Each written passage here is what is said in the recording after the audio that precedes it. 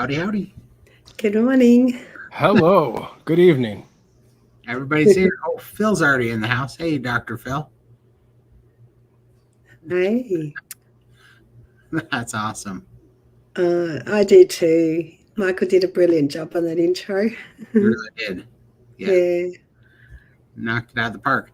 Lindy is trying out a new voice today. I know. Got the DJ voice happening right before Texas. I'm so upset. But anyway, carnivores are not superheroes. We do get sick. Yep, we do. So, yeah, first time, I think. Yeah, I don't think I've been sick on carnivore or very mildly. Yeah. So, yeah, pretty bad. But you gotta rest. I've been burning the candle at both ends, and as Yeah. soon as Hurry I up. stopped, it hit me. So, yeah. Well, definitely rest up. Howdy, howdy, Phil. Carol's in the house. Yeah, for sure. I got the Rona about 6 or 8 weeks ago, and I couldn't believe I got it. But you know what I think happens? This made a lot of I don't know. I don't know if it made sense to me, but it rang true to me. Was that somebody had mentioned that they find that they're more susceptible to getting sick when they're oxalate dumping. And I was for sure. oxalate dumping when I caught, because I haven't been sick in 18 months, and then I got the Rona from, mom got it, and then I caught it from mom, but I was oxalate dumping when I caught it because I broke out. Just before that, I had a bunch of rashes, and I was all itchy. And so I do think that there's something to that. And you know what's funny is I didn't start oxalate dumping until I lost a bunch of weight. I was 12 months in when I really started oxalate dumping. And it's kind of interesting. I'm starting to think that there's something about that. You almost have to be a certain level of health before your body starts releasing the oxalates, you know? So pretty interesting. Yeah. Yeah, no, I've just been, yes, flat out with my daughter and just helping her and having really late nights and not doing my rebounder and all those things that I normally do. Out of your And then she routine, went yeah. in, out of routine, and then she went in for surgery. So I had a couple of days off, and that's when it hit me when I stopped. Like before that, I was just go, go, go, go. I didn't have time to get sick or anything. But as soon as it's just like when you go on a holiday, you come back and you need a holiday from your holiday. That's how it feels. Yeah. Right. So my body just shut down. It's like, you've had enough. Stop. Yeah. So I want to ask some help from the crowd today, and that is from the audience, if they can shoot us any questions that they might have. I'm looking for interesting questions to ask the doctors for the Texas live stream on Saturday. And so I would like to specifically point it to a doctor. So I'd like you to say, if you don't mind, which doctor you're asking the question to and what your question is. And remember, we're going to have Dr. Baker, Dr. Kiltz, Dr. Chafee, and Dr. Avadia. Avadia, I think that's how you say it. yeah. Yep. So Philip Avadia, Robert Kiltz, Anthony Chafee, Sean Baker, and then Bella the Steak and Butter Gal, Carrie Mann, and Dante Frigno, and Adam Lacey. Had a carnival today. And me and Lindy are going to be on there as well, so you can ask a question to any of us. But question Dr. Baker. So leave the questions in the comments section on Todd's YouTube page, and then no, you can even put them right here. I've got a notepad open. I'm going to copy and paste them if I can. Okay. To all of them, but because I don't want to make them, I didn't want to make it too hard, but because I think there's a way to copy. No, you can't. The best way is comment section, unless you take it from the actual chat. You can't grab it from StreamYard. You'd have to grab it from your actual chat. Okay, well, or just let them post it in the comments. Yeah, you post it in the comments after the video, or if that's easier for you. But if you put it here, it won't be lost either, because I will go through this video and pull them out as well. So either way, I wonder if I watch the video replay on my channel, if I can go get it out of the live chat. I bet I can do it. You should be able to do it that way. Okay, so yeah, you can leave the questions here too, and I'll go retrieve them from the live chat. But definitely put in your questions for any of the doctors. So, but if it's a longer question, put it in the comments because you're limited to. Oh, good point. Some characters. Yeah, and we will check both. So, and I'll check Michael's channel, my channel, and Lindy's channel, so you can put it on whatever channel. I've been looking. exciting. Matt, I'm definitely going to do it soon. It's just I gotten so busy with Texas coming up that my hair's on fire right now. So, but I definitely, as soon as I get back from Texas, because I leave Wednesday for Texas, but as soon as I get back from Texas, I got more stuff in the tank for cooking. I've been so busy, I've been having trouble eating twice a day lately, which is making fasting a problem. Hey, Brett. Right on. Oh, he's at Indy 500. Oh, yeah, I saw your video I saw the chicken you're making, and you and your boy are camping out there. How's things going? Actually, Brett, are you in a spot? We could put the link in if you want to hop in and give us a live feed from. We should do that. Here, I'm going to invite you, Brett. If you have time, here's the link. Hop on in, and you can give us an update from the Indianapolis Speedway. Yeah, live. There you go, Brett. There's the link. Hop in, you can give us a live update.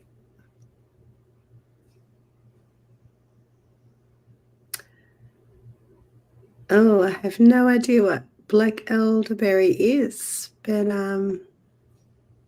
yeah, I guess you get it from a health food shop or something, would you? Yeah. Yeah, I have.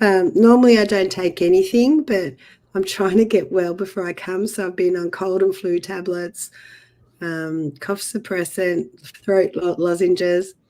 I'm feeling a lot better, but yeah, I'm still not right, obviously. Takes time. Yeah, but I'm trying everything to get well.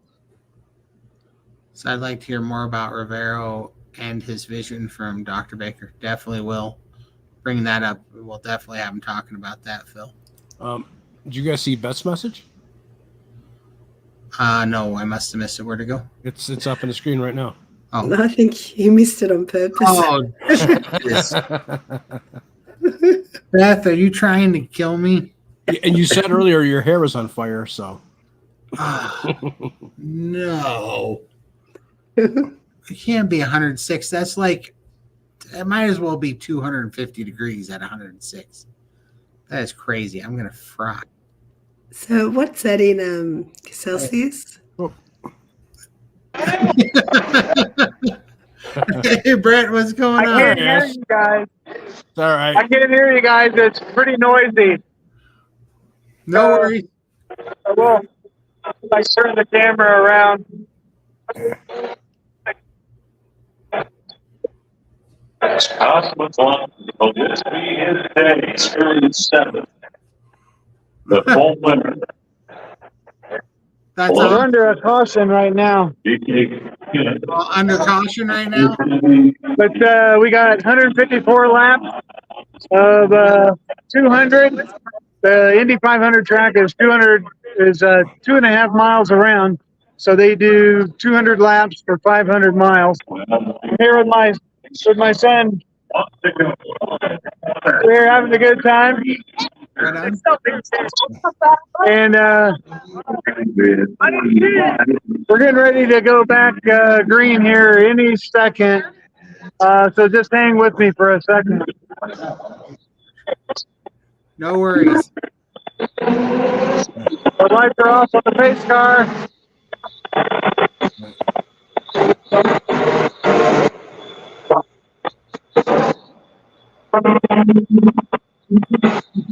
That's awesome, Brett.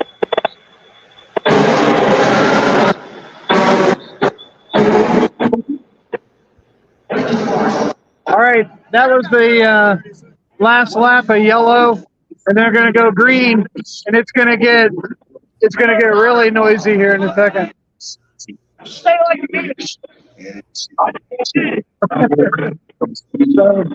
we're having a great time. We camped out here Got friends up. Everybody's standing up. Here we go. This restart. Here they come. Number 3, with Nixon leading the field. Eyes back on the racetrack. And then beautiful Corvette pace car pulled back along pit lane. Here comes Dixon.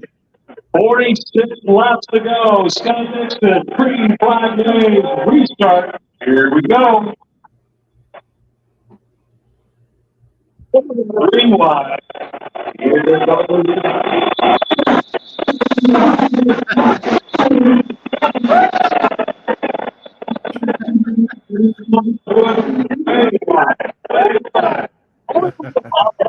Hope you guys enjoyed that. That was pretty cool. That's awesome, man. You know what? I'll watch the rest of this later. So we gotta go. Thank All you, right. Steve, Have a right? good show. Take care. God, boys and their toys. I don't know. Fast toys there. That was fun, though. Fast and loud, yeah. Yeah. That was awesome. I'm glad Brett hopped in. That's cool. All right. There we go. That's a good idea, Phil. Do some men's health? For sure. We should talk about that. Starring that. Let's see here.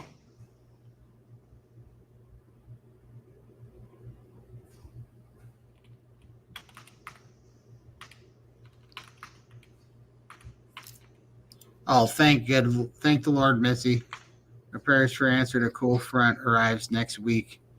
So And down to 92. Oh, that's pray harder, Missy. Pray harder. Dr. That- Phil said it's 41 degrees. That is really hot. yes. 41 degrees Celsius. 92 is 33, so. 33. And that's yeah. with humidity, so good luck. Yeah, we don't get 40s in Melbourne, very rarely. 33 sometimes. Man, But- I'm gonna, Mm. yeah, that's when it's going to be rough. I'm going to need more sweat rags. More talcum powder and Oh, yeah. I'm not, yeah. This here, hold on, wait for it. You think you're, yeah. I came prepared. plastic bag, Todd. I'm telling you, take that, pour it into a plastic bag, seal it up, put it in your suitcase. Yeah. Get you through security really quick. Hey, if they ask me what's the white powder for, I'm going to tell them swamp crack. That's what it's for, yeah. Exactly.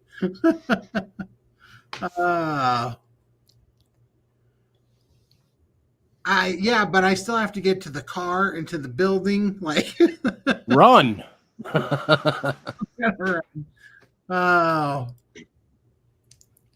oh, yeah. You're gonna have to pray for me, Missy. I'm gonna be in trouble. Jeez, it's gonna be terrible.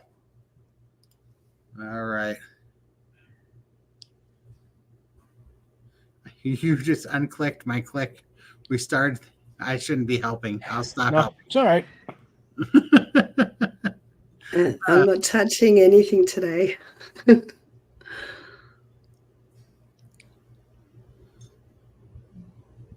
Nobody's driving now.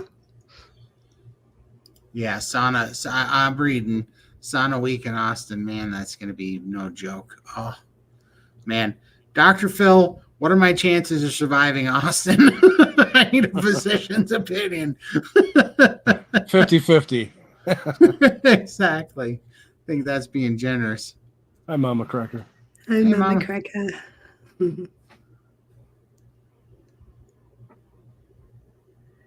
You never know. You might be able to cope a little bit better now that you've got less insulation.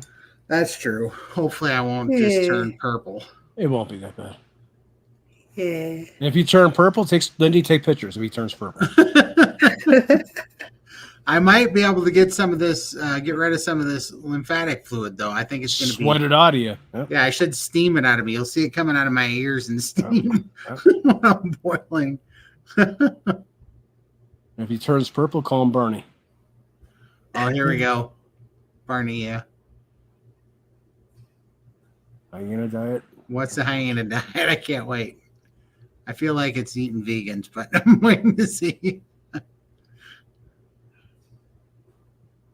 Lindy, your voice sounds sexy.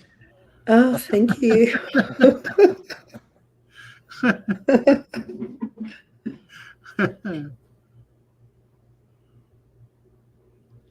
Esther's bringing a sweater to the conference. I don't know what in the world you're thinking. We're waiting. Well, I'll have one because when we leave here, it's going to be stormy. So I'll obviously be wearing mine on the way up, but I'll have to change when I get to Texas. There we go. You eat only impossible meat. You die in 1 year. Billy Gates laughs all the way to the bank. Exactly. Yep. I like it. I like it.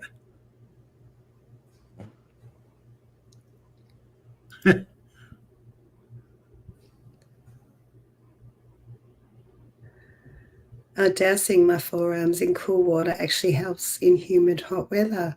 Okay. We need to take a barrel with us everywhere we go. Sprinkler above your head, yeah. Yeah. I pray that you're right. If you think it's freezing, then I should be barely surviving indoors.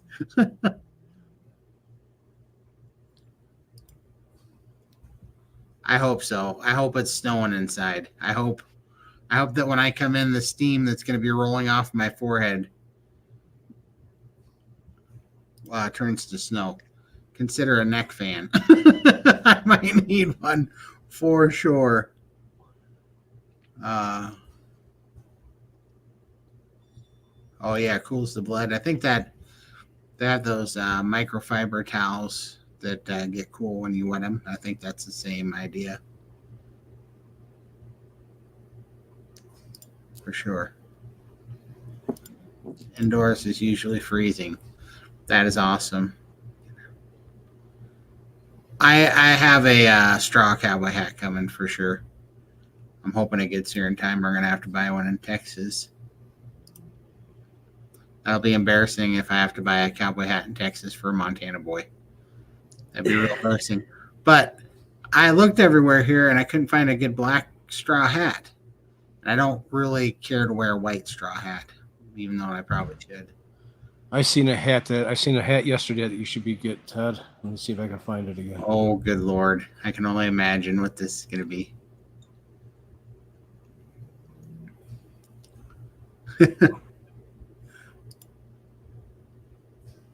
We'll be waiting, Estra, for sure. And will there be cold plunges that hack your health? If there is, you can look for me there because I'm going to be doing the backstroking one all day. You guys are going to have to wheel me in the cold plunge to my car. Oh, that's funny.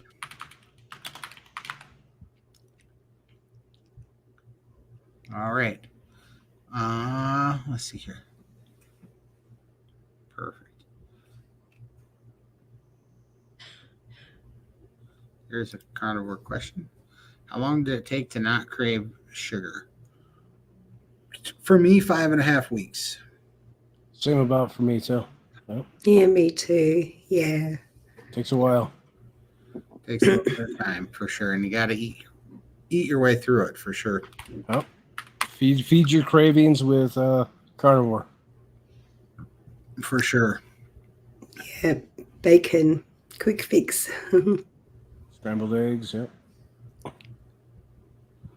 Yeah, it takes a little bit of time for sure, but you got to eat your way through it. And so if you haven't heard what I did, basically I had to go real strict, just do BBB&E, which is beef, butter, bacon, eggs, and salt and water. That's all I had. But when I was craving the sugar, it was really bad, just intense cravings and stuff, mainly for soda or pizza or tacos. That's what I would always crave. And I had to tell myself that I could order it up on DoorDash, but before I did, I had to eat bacon and eggs until I was stuffed. And I had to wait 1 hour. And if I still needed it, then I would order it. And it worked every time. I just had to stick to that. So, and then that worked. Let's see. I'm going to go to the start questions here. Phil had one. Or, no, Paulette had one. Sorry. So can ball type pimples in underarm armpit areas be oxalate dumping? One clears up and another shows up.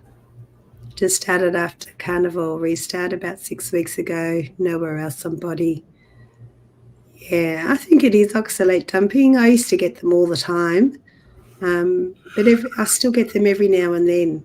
Different. Yeah, and I think it might be oxalate dumping. Do you guys get boils? I don't get any. Wait a minute. Actually, you know what? Yeah. I just started getting them on my itchy legs, little tiny ones that were under the skin, real tiny ones. But that is where my oxalate. So on the backside of my thighs, for whatever reason, I've been oxalate dumping there, and I did notice 2 little weird, little tiny boil things that came up out of nowhere. Yeah. So that surely could be it. That would make sense to me. Here's a question. Is carnivore a cult? There seems to be a topic du jour on YouTube as of late. My wife jokingly said this to me. Look, if carnivore is a cult, you'd all have to wear hats like this. That's first rule number one. First sign that it's not a cult, because you guys don't all have the cool hat. But no, in fact, it's the opposite of a cult. What is a cult? It teaches you what the narrative is, and you don't get to ask questions. Carnivore, especially if you're in the SBG gang, it's all about asking questions. It's all about, exactly what we talk about is contrary. If there was a cult, it's the calorie restrictive cult. That's a cult. The sad diet. Yep. Yeah, because man, look at what a cult really is and how a cult functions. Right? You don't get to, you have to have faith in a cult. You don't have to have faith in carnivore. You get to do it, and then you get to expect results. And if it doesn't work, you either have to see if you're doing something wrong and make an adjustment, but you don't have to just blindly sit here and do stuff. It does take a little bit of faith if you're doing the priming to trust the process that you have to prime and be willing to put on a little bit of weight, but there's a system behind it that your body's going to heal. But you don't have to sit here and have blind faith when it doesn't produce any results, right? And you can change it, and you can ask questions, and you can test the system, and that's completely okay. And then look, quite seriously, look at the fight, the pushback on stuff where, what's a cult is these vegans and stuff that want to call it misinformation and dangerous diet advice and shut down the conversation because, us little people out here in the real world we're too stupid to make our own choices, right? So we can't hear consenting ideas, or hear a debate because we might not make the right decision on our own. That's the first sign of a cult, is when they have to try to control the flow of information. We don't sit here and control the flow of vegans. We don't give a crap. We think that that's self-evident that it's going to fall on its face. But it's people that try to shut us down, including the doctors, Why is it that you never hear anybody tell a vegan that their information is dangerous to the public? That they're telling, you never hear anybody tell a vegan that their ideology is killing people or is bad medical advice. Because the truth is, nobody gives a crap, right? It's only when you're doing something right, when something's effective, that people come and try to shut you down. So, yeah, we are not a cult. For sure. And I love what Dr. Berry says. This is a spectrum. So you could be more ketovore, carnivore, Lyme. There's so many facets there, and you just got to find what works for you. We're all different, and some need to be stricter than others. So you just got to find your own way. For sure. There's no pressure. Lindy, we got a question for you. Are you all packed and ready to go? Absolutely not. No, I haven't even started. I did buy a few things, and there's still bin packages behind me. So I'm going to try tonight. Oh, I was trying to get Lindy up here. Well, how do I get Lindy's picture up here? Not like that. How do I undo that? I was trying to put Lindy's up. There we go. There she is. Oh, yeah. There you go. She's got all that to pack. And then you can put me back up, Michael, however you do that. There you go. That's my right all there. That's all the luggage I've been slowly packing. But somehow I was trying to do this all in a carry-on. I'm so stupid it was never going to happen because I gotta get that Tripods. Yeah, that tripod and that tripod and my handheld tripod and all this crap in the suitcase. And not to mention, it's just not easy to pack light when you're as big as a rhinoceros because the 55 pounds, man. 55 pounds is the maximum weight on a suitcase. Well, that's concerning. All right. We're going to have to come back to that because I think I've blown that out of the water. Dang it. Your scale out. Yeah. Dang it. I'm going to have to be over there. Extra for extra weight. Oh, yeah. Can you pay extra for extra weight? Yeah, and it's not cheap. Usually. All right. Well, at least I can get on the plane. Let me check. You're flying what, Delta? Yes. 70 pounds per piece. They got a little higher than. I think I can keep it under. Okay. I think I can keep it under 70, but I don't think I can keep it under 50. There's just, how could you fill that big suitcase for under 50 pounds? Especially with our clothes, yeah. Yeah, like one pair of pants. Yeah, this will be a question. When I get dressed in the morning, people, how much do you think it adds to the scale? I think that'd be a fun question. So I'm curious what it does for everybody else. Put in the comments how much weight you wear in clothes and how much you think it adds for me, because that'd be interesting. Because I have found this now that I've done this. That hat is at least 20 pounds. It's a 10-gallon hat, so right. Question: what's your number one lesson learned in the last 3 months for each of you? Last 3 months. Yeah, you want to go first, Michael? No, I'm thinking. No. Okay, you want to go first, Lindy? Or you want me to go first? Just prioritize rest. I have put myself last and not put myself first. And this is what I did when my mum was unwell. I just like my self-care went out the window and I was focused on my mum and my daughter. And I've done that again. So I need to prioritize my health first before. Yeah, my daughter means everything to me, but I can't be there for her today because I can't afford for her to catch this bug just after surgery. So I feel like I've let her down in a way. But just prioritize your rest. It's underestimated. You need to look after yourself. So that's what I've learned.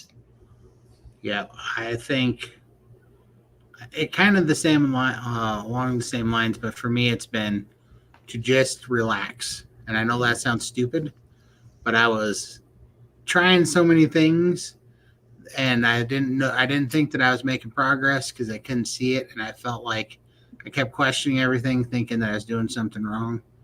That's why I was trying different fasts and then trying, different amounts to eat and everything. And makes it more complicated. Yeah, I think I was just causing problems. I think all the stuff, I did learn some things out of it. The iodine has been incredible for me, and so is the higher fat to protein ratio. Mm-hmm. So it wasn't a loss, but the rest of it, all that it was my body was just taking a break. Sometimes plateaus don't mean that you're doing anything wrong at all. It just means that your body's taking a break, right? It's like catching up or something. And so I've learned to stop freaking out, like part of me was wanting to do all this stuff before Texas because I wanted to, I had goals in mind before I went to Texas and I didn't hit them. Like I didn't, my weight wasn't coming off as fast, but then like when I went back and looked at the pictures and the composition changes, it is working even when we don't know it's working because we can't see, the scale is an easy matrix to look at, but it doesn't mean a whole heck of a lot, and so it is working. The healing is the most important part. So it's just been to relax lately. I just relax and try to get some sleep. I relax and I try to eat, I try to get more food in because I know that it's helping me in the long run. It's hard to always get, 2 big meals a day in, but it's just been relax. If I don't eat it today, I'll make, because my schedule is busy, because that's been happening a lot to me, because there's been all this stuff to do for Texas and for YouTube and for SBG and all this stuff, just different things I was trying to fit in. And tons of work going on right now, and just trying to fit it all in. And now I just decide not to worry about any of it, just do the best I can, relax. And since I've been doing that, I just keep seeing more weight come off, and just the more that I almost don't pay attention to it and don't care and just do what feels right, and then take it easy and remember to make time for sleep. It just gets better. How about you, Michael? It's really a combination of everything that you guys said. Don't worry about the scale. This is a slow process. It takes time. The scale is not going to always go in the direction that you want it to move. Mine hasn't moved at all. It's gone up, down, and just you're doing the right thing. Just stick to it, and the changes that you need, that you want to see, will happen over the time. Just stick to it. For sure. That's, It's definitely coming. Lindy, after all this time, I'm going to give your voice a break. Lindy, after all this time, what would you advise to those of us that began 3 weeks ago if we want to lose weight quicker, despite being told we need to love where we're at? It's not a weight loss journey, basically. Yeah, I know. We all want to focus on the scale. I did at the start, obviously, as well, but now that I look back, it is all about the healing side of things. Don't be in a rush. I know it's not what you want to hear. Yeah, I don't know what else to say. I'm sorry. What do you think, guys? Yeah, I mean, I think, listen, if you want to lose weight quickly, you could go amputate a leg, like quite literally, like it, right? And I'm not trying to be facetious, but it's like we get so worried about the scale, and I don't think what you mean is this, even when you said weight, I think you mean fat, right? And so we are losing fat. It just doesn't always happen on the scale when we're losing fat, because the reason why, I'm not, because Marilyn, I believe she's in SBG. I think I know, I'm thinking it's the same Marilyn. Sorry, I'm so bad with faces, Marilyn. But I think that, Marilyn, I think that, we don't see it, but this diet's so healing that you put on lean tissue and you have composition changes, and then we get mad that the scale is not moving. And that's literally what I was talking about. I was having that problem for 6 or 7 months over the winter, and nothing was really moving. I mean, I only lost like 16 pounds, 17 pounds in 6 months. And I was like, what is going on? But then I went back and I looked at the pictures, and I was like, oh, that's what was going on. That was pretty obvious. And then also, now when I move, I'm so much stronger and I have so much more stamina that it's no wonder, because that was turning into muscle, right? Because I had so much muscle atrophy when I was sick. And so now things are very, very easy that were very, very tough before. And so that doesn't come without, weight on the scale. The reason why those things are easy now is because I'm stronger. The reason why I'm stronger is because I put on muscle. Well, muscle has a weight to it. So when we talk about that stupid scale, I mean, we could do all sorts of things to make the scale go down, but does that really equate to what you're looking for? And I would say no, it doesn't. You want to be lean, you want to be healthy, you want to lose body fat, you want to be toned. Those are the things you're really asking for. And those things do not necessarily correlate with immediate scale results, right? So you have to look at other things. And that's kind of what I see Phil had mentioned this to my previous comment, where the photos document the healing you cannot see for yourself. Yeah. And that is an absolute, it's beautifully said, and it is absolutely accurate, because I was losing my mind because I wasn't taking photos and comparing pictures. I was just looking at that scale. And so I'm preaching to myself here too, because I was letting it get to me too, because it's hard when the scale doesn't hardly move and I feel like you you're start, failing. yeah, you feel like you're failing, you're questioning, and I mean, it wasn't a few weeks, it was 7 months that the scale hardly moved, and so, but it did a lot of good. And then here I am today, scale's moving again a little bit quicker, but still not as fast as I would necessarily like it to.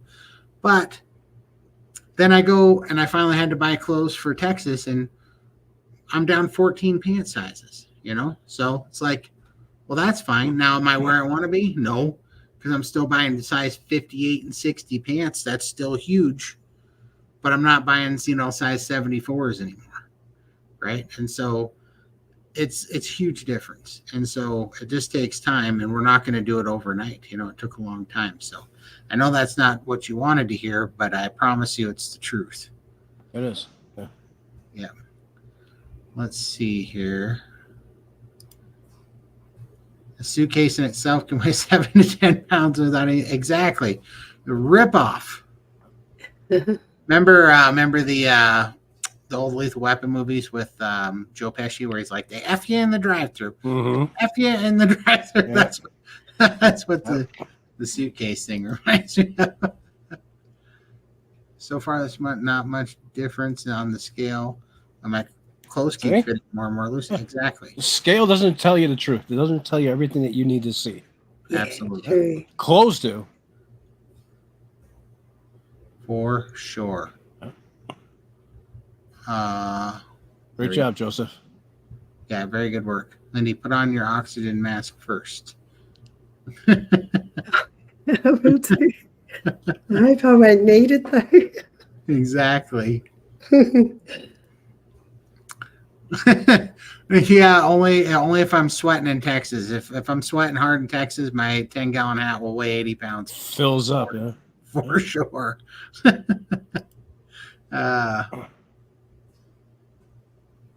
For packing, for stuff back. Well, that's not all Lindy. She's got more stuff, I'm sure. Oh no, yeah, I just bought a couple of new tops. I don't want to buy too much because I'm still shrinking and Moni's odd size.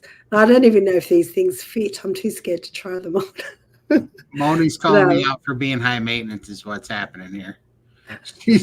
She's totally calling me out. It's all you're seeing right now behind Todd is his hair care products. Exactly. Because I got to keep this thing buff. I have been thinking that's funny because I'm like, should I pack this? You're gonna be there 10 days. You're gonna need it at least once. I'm gonna need it because I'm gonna get fuzzy. So it's just like, man, I really need to take my shavers. Or you can let everybody take a pair of tweezers and pull them out one by one. And they just started coming back in. Oh, can't do that. It took me 26 years to get them to start growing again. Is Carnivore a cult? Why haven't I transferred my access to the call leader? Or maybe it's my butcher. My food budget has gone down. Exactly, Phil. I know we don't have anybody to pay. There's no, there's no overall leading deity or whatever. It's just eat and ask, eat and find your way, but do it nourishingly, for sure. Let's see. I believe some carnivores exhibit cult-like behavior, insisting that people be super strict, meat only, or you're not in the carnivore club. Yeah, that's called being dogmatic, right? And dogmatic thinking is actually lazy thinking, but I understand why the people want to do that. Is because nuanced thinking and understanding that between, we are the most complex living organism that, has ever been discovered. And there is, 8 billion of us. And so I think it's fair to say that there's going to be, uncalculatable nuances in our health. But there's also going to be a foundation that's very similar between all of us. And so I think we have to concentrate on the 80% of the foundation that's going to, point us in the right direction. And then everybody's got to fine tune it for themselves. And people that are being so dogmatic to say if you have X, Y, or Z, you're not carnivore. That is same as I think of religion. This is why I hate religion. When religion gets dogmatic, where somebody comes up with a belief and now all of a sudden they are married to their own belief system instead of to the relationship side of things. And that's a story that's old as can be, but I actually think that it's very lazy thinking. I don't think that it has anything to do. People want to make it simpler so that they can wrap their head around it and feel in control of things. And so they make it very lazy. And I think that's where that comes from.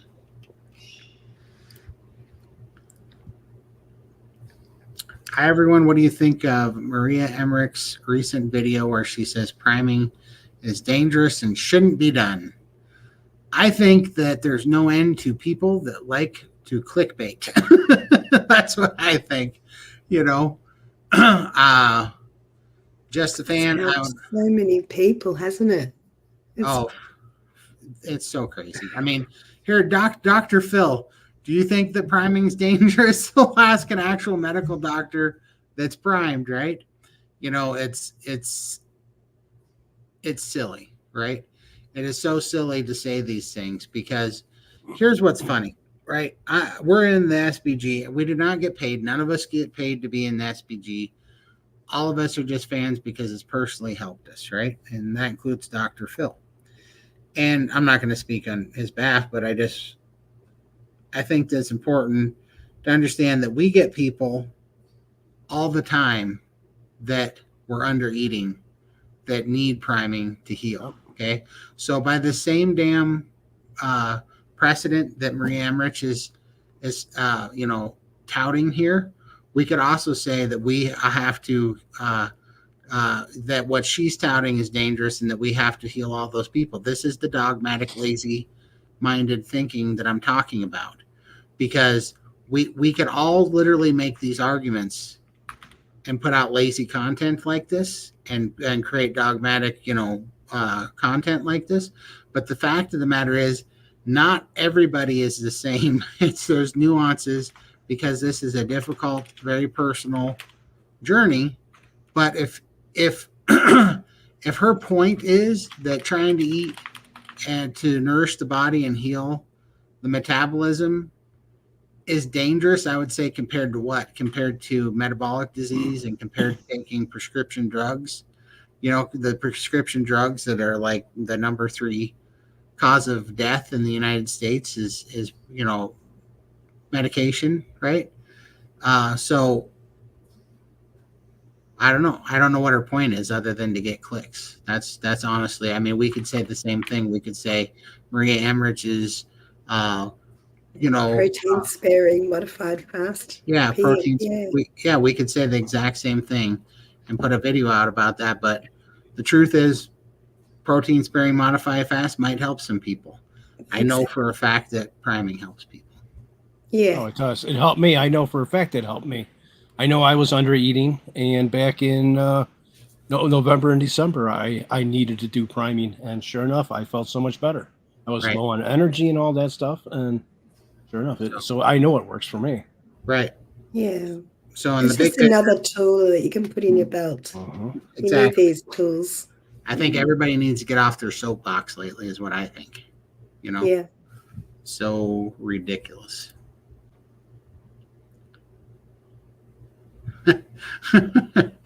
I'll remember that. I'll put my X's and O hands up.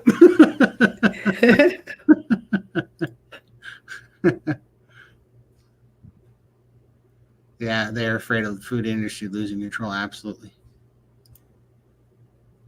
Well said, Todd. Toned with better body composition and better overall health. Absolutely. That's my new goal. And I'm not preaching at anybody either. When I say this, I was equally in that same wrong mindset. It's so hard because we all get pushed there. But I have finally changed. And that's one thing that's making me just more calm is I'm just like, I'm healing. Composition changes are coming. And so I'm just happy with it. I just go day by day. All that I literally concentrate on now is just actually trying right now the challenge, and it's always going to be the challenge, I think, with carnivores to find food freedom is actually going to be under eating. So the only thing I concentrate on is prioritizing eating more than anything now, which is crazy to think from where we came from. So especially when you're trying to lose weight, you want to eat more. Yeah. I know I was under eating, and priming was what saved me. For sure. Dr. Lisa Wiederman showed an app called the 360. It takes measurements of your body. You can then go back and scan again and see the composition changes. Absolutely. Michael, can you put my window up, my thing up again, just so I can show them the chart on my wall? So this chart, I don't know if you can see it very well. You can see, I can see. Yeah, we can see it. Yeah, so I actually built this on my computer to scale, and I take pictures in front of it every now and then. But the little blue squares are 1 inch squares. The big black squares are 12, 1 foot squares. And it has measurements right here on the side in inches for height and width. And this red line equals center of chart. And so that's why this camera stand over here, right there, is sitting up there, because it holds my camera, that I take a picture in front of this chart. And I try to do it sideways and frontways so that I can see on that matrix of where you got that picture of the one that I did for you that showed your body composition. Yeah, I will pull that up. Hold on. Okay, so I don't have that no more. One there. Oh, huh. I opened the same folder 3 times because I was looking on the wrong deal. Hold on 1 second. There we go. I'll pull this up. There we go. And I'll share it. Present screen. Blah, blah, blah, blah. That one right here. I don't know why I got to click so many buttons. But yeah, as you can see, this is that chart that I stand in front of, and you can see the inches. And then, so Michael did this cool overlay of, which was this picture here. When I was about 650 pounds in that picture.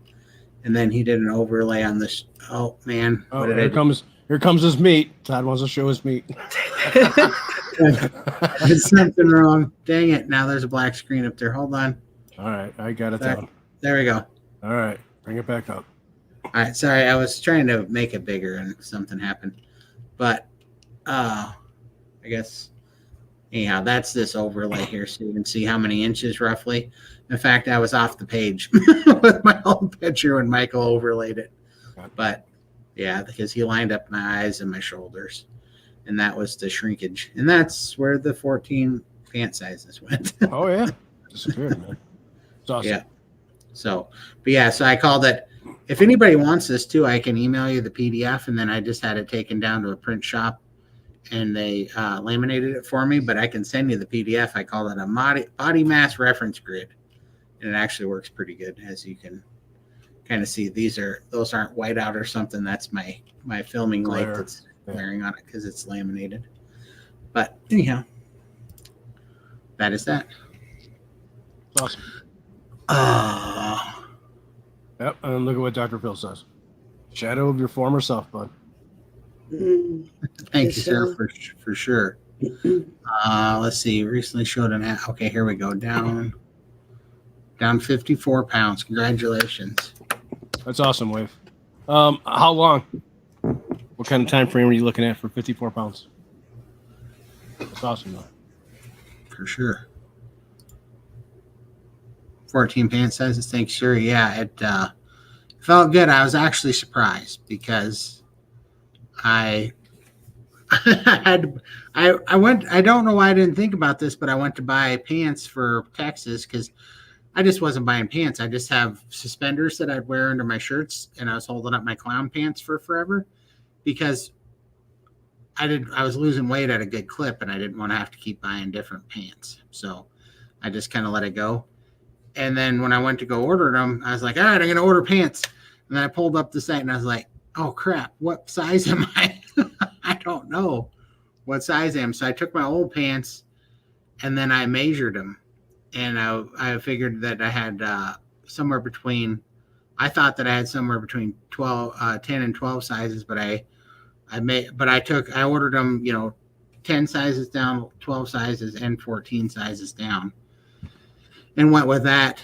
And I ordered them all over the spectrum, and the ones that were 14 size actually fit the best, but I think I could actually get one more pant size out of them. They might be tight, but But yeah, so that finally, that it wasn't until then that was another one of those composition things where I went, okay, I'm pretty happy with this. Like, I don't know what I expected, but this is a good result nonetheless. And we just got to stop pushing ourselves so crazy about arbitrary numbers that we put in our head that we think mean something that don't actually mean anything. And, You know what I mean? The other thing that people need to stop doing is putting dates in your head and when you think you're going to get there. Right, because Yeah, You have no control over that. no. right, because what means a lot isn't that scale. What means a lot is the fact that I got my driver's license back and the fact that I'm getting on an airplane and going to Texas. Travel, and same with Lindy. The changes in your life is worth more than what the scale says. Right. These are the things that matter. It's not Freedoms. that stupid damn scale. It's the fact that I can walk and breathe now at the same Without time. oxygen on you. Yep. Yeah, so absolutely. I wish. Actually, I haven't been using the rebounder because of my chest, so I'm just using the vibration plate at the moment. I bought myself a new one so I can stand on it, and that's just a little bit better on my chest. Yeah, so hoping to get on the rebounder soon, but not right now. Do we have a vibration plate in Texas? Actually, Missy right here told me to tell you that she lives. I'm not going to put out there where any of us live, but she lives very close to where we're staying. And she said if you needed to use it, she has a vibration plate that anybody can use. That's awesome. Oh, okay. I look forward to meeting you, Missy. For sure. And let's see. I think so, Missy. Thank you so much because she offered to let me ship some things to her. But because tomorrow's a holiday too, so I would. Yeah, it screws up the shipping, so that's why I've stopped shipping anything, and I just sent it to the Airbnb at this point because I think I have the best chance of showing up there. But I appreciate it. I'm just to the point where I'm going to have to check some baggage and do my best packing, and yeah, I'm going to have to leave my hair products at home, make some room. I wish we had another week.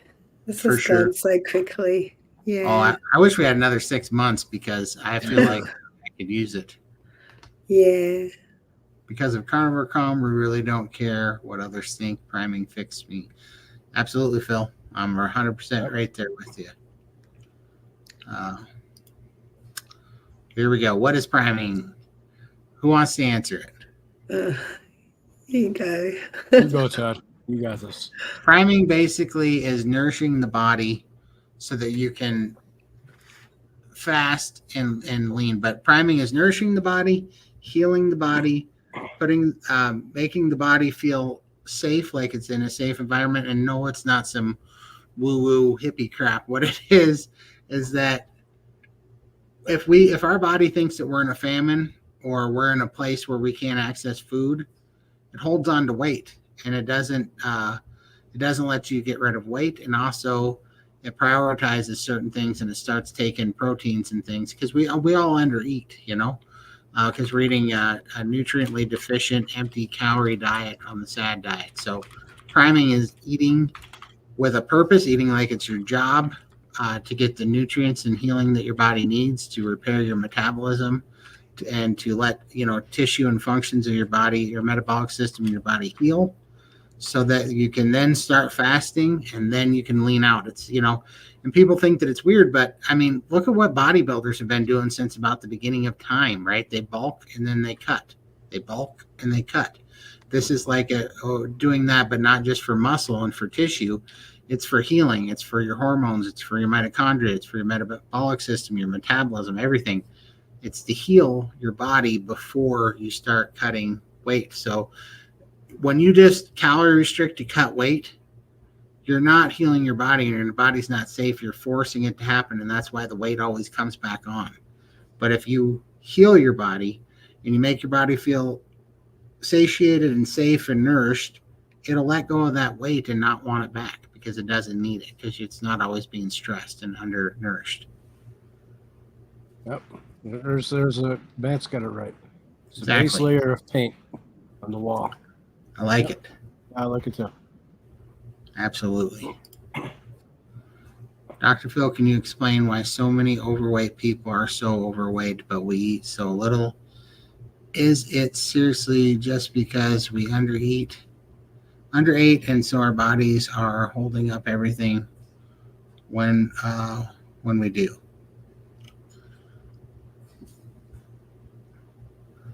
I guess that's going to go in the chat. That he's going to put it in there. I'll wait. I'll let him answer that.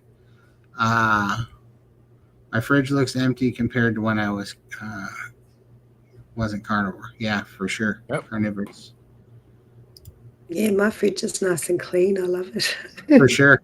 I know, it's so funny. I open the door and I've got like a spot that the meat sits, a spot that the eggs sit, and then occasionally a spot that the tallow sits, right?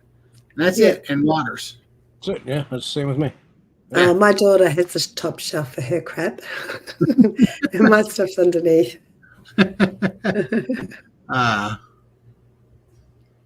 Let's see. I meant more along the lines of eating more fat to protein and what ratios would do now if you started over. I don't know. This is a question I ask myself all the time on carnivore, because I thought that keto did me no good, but then I tried helping people. A lot of people do carnivore and they fall off the wagon when I never fell off the wagon on carnivore, but I fell off the wagon a lot on keto. Now, I thought that I only fell off the wagon on keto because keto was wrong and carnivore was right. And now what I realize is that keto was kind of my easing into carnivore unintentionally. It was the natural flow of things. So I think that I did ease into carnivore. And so with that in mind, I'm just saying I love where I'm at right now, which is a 2-to-1 fat to protein ratio. I love trying to eat around 65 grams of protein and 130 grams of fat per meal. I really like that. And I like to try to eat twice a day so that I can fast a lot. I like all those things. But I couldn't do that in my first 2 or 3 weeks. If I tried to eat that fat to protein ratio, I would have been a giant, one perpetual case of disaster pants. You know what I mean? Like I couldn't do that. And also I couldn't eat that little at first. I needed way more food to prime at first. I mean, I had to go for a long time where I was eating 6 to 7 pounds of meat a day. I don't know why. Maybe I really was. Maybe I had that much to heal up. Maybe some of it was food addiction. Maybe some of it was just, I don't know. But I did have to do that. And so I don't know. I really do think about that a lot, about what would I do differently. And the honest question is, I don't know because I don't know everything that I thought were mistakes when I was doing it before. I'm not so sure that they were all mistakes. I think they were a shallow grade up, to climb to where I've gotten. So there's definitely things. There's only one thing that I know that I wouldn't do for sure, and that was I wouldn't have undereaten, calorie restricted. That's the main thing that I wouldn't have done. The biggest harm that I did myself, that I made the biggest mistake, was doing 9 months of OMADs and calorie restricting, because that's one of the biggest reasons it took me so much priming to heal my metabolism, was from that 9 months of OMAD. So I will absolutely, that's the only thing I'm certain of that I would do differently. How about you guys? Yeah, I was restricting as well at the start. I struggled for 6 months, and then I had to sign up for coaching with Coach Emily and Coach Raymond. And I would say to them, how much protein, how much fat? And they'd go, just eat. Eat when you're hungry, stop when you're not. And I'm like, no, I need to know how many grams, tell me. Like, I needed the figures, and it would drive me nuts. I would actually hang up from my coaching calls crying, because it's like they wouldn't tell me how much to eat. And it wasn't until I let that go and accepted and trusted the process that all that stress kind of left me, and that's when things started to happen. I was really working myself up for nothing and overcomplicating things. just keep it simple. And that's what I do even today. I don't worry about fat and protein. Some days I feel like extra fat, I'll have some tallow or a bit of butter. Other days I just want my meat and I won't have any fat. So I can sort of gauge that now, and that's how I work with it. And I think with all the other tools, the 2-to-1 and all that kind of stuff, they're just tools. When you stall, you can use that. They're just tools that you can use, that you can put in your belt, like the priming and PMSF. They're all tools that you should just keep in mind and give them a try when you need to. So yeah. But, You got anything to add, Michael? Oh, you're muted. Sorry, you hit the button on your mic. Oh, I'm sorry. I was coughing. The only thing I wish I would change is sooner, a lot sooner, doing this. yeah. For sure. Yep. I'm still upset with Lindy not calling me and Todd when she started. And telling us. Sorry, sure. guys. But we are all rectifying that right now. We're telling the world now. We are. Hey, DC, I appreciate it. Hope you're feeling better, Lindy. You're getting there. Thank you. For sure. I'm kind of sick of the misuse of the word cult, right? Yeah, just ignore it. Just ignore it. It's not worth it. For sure. The people that think that everything that is not right think compared to their evaluation, they're kind of in their own cult. Right? They are. Yes. I remember years ago when I was doing Weight Watchers, I was under eating on my points per day and I was not losing weight. They told me to eat all of my points, and sure enough, I started losing. Yeah, for sure. Same thing. You got to make your body feel nourished. Yep. Well, I was right. Just the composition of the face is impressive. Well, from the picture. That was from your pictures, yeah. I got you. And 100 days for him with his 54 pounds. That's awesome, man. Beautiful. Keep going strong. Yep. 14 size. They were clown pants. Todd is a clown. I am a clown. They were definitely clown pants. I wish the scale would tell me why the numbers go up and down. Well, dude. Well, this is what I was saying. This exact point. So, from stress and being extra busy the last few days, and God only knows what other reasons, I just retained a bunch of fluid the last 3 days. And this is why I still keep my furosemide water pills around, because for some reasons, unbeknownst to me, I will just have a bunch of fluid buildup. And I think it's just been from walking a bunch and just being busy. And so I took 2 furosemide yesterday, which is a fluid pill. And it was 40. I take 2 20-milligram pills. So I'm supposed to take that twice a day, but I only took it once yesterday, and I took it just before bed. And I peed off 28 pounds last night. So when you say the scale goes up and down, like, brother, I feel you. My scale can fluctuate. If I eat 36 eggs in a day and drink a bunch of water in 2 days, I can fluctuate the scale by 30 plus pounds. I've even done it in 3 days up to 42 pounds. And so it's infuriating, and it can really make you freak out. But that's also one reason I love fasting, and don't do this unless you are primed and kind of a little bit of a veteran at fasting. But I love doing alternating 24-hour dry fast in with my 7-day fast, because then I know right where I'm at. It brings my fluid down naturally, and I'm just empty, and I know right where my real baseline is. And that's one reason I love fasting so much too. Because unfortunately, I was just so big that I feel like I'm a giant camel's hump right now. And it just, the reservoir, I fill up with fluid if I, for no good reason, which is why I'm looking so excited about getting skin surgery soon, which is a fantastic lead into Phil's question, Lindy. Yeah, I'm booked in on the 6th of February next year.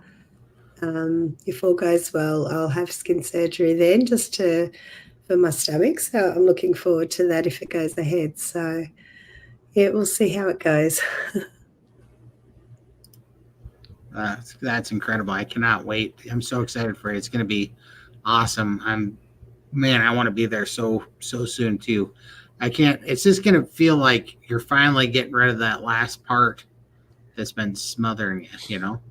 Yeah. And I've sort of chosen next year because I just want my daughter to be well enough that I can just, hopefully she'll have her sight back by then and she can get on with her life. It's after Christmas and then I can just concentrate on myself after That's that awesome. year. So yeah, should hopefully be a good time. That's incredible. A woman on Barkay's site yesterday asking how to help someone give up nicotine, etc. cravings. I sent her over to you, Todd. Oh, perfect. Yeah, I could definitely tell that story again. But I mean, honestly, that's another testament. I was not planning on quitting, but priming healed my body, balanced my hormones, and then my body didn't want it anymore. It's like my body decided to give up quitting for sure. And your bank account's happy for it. Exactly. Yeah. Exactly. I can't wait to meet y'all. Yes, Alyssa, we are going to be so happy to meet you.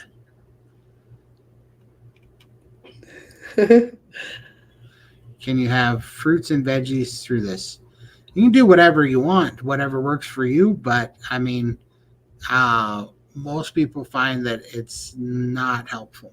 You know, but it's a personal thing. But you know, you should start with no fruits and no veggies, and just do the calendars. Like I would definitely follow the calendars and steak and butter gang, and then you can decide later after you become fat adapt what you want to add in, but you need to learn to be able to listen to your body and feel what it's like to not be inflamed and not fighting histamines and oxalates and cravings, and you gotta make the noise go away, and you gotta heal your body first, and then you can add stuff back in one at a time and see what you can tolerate. But the short answer is not a good idea at first. Yeah.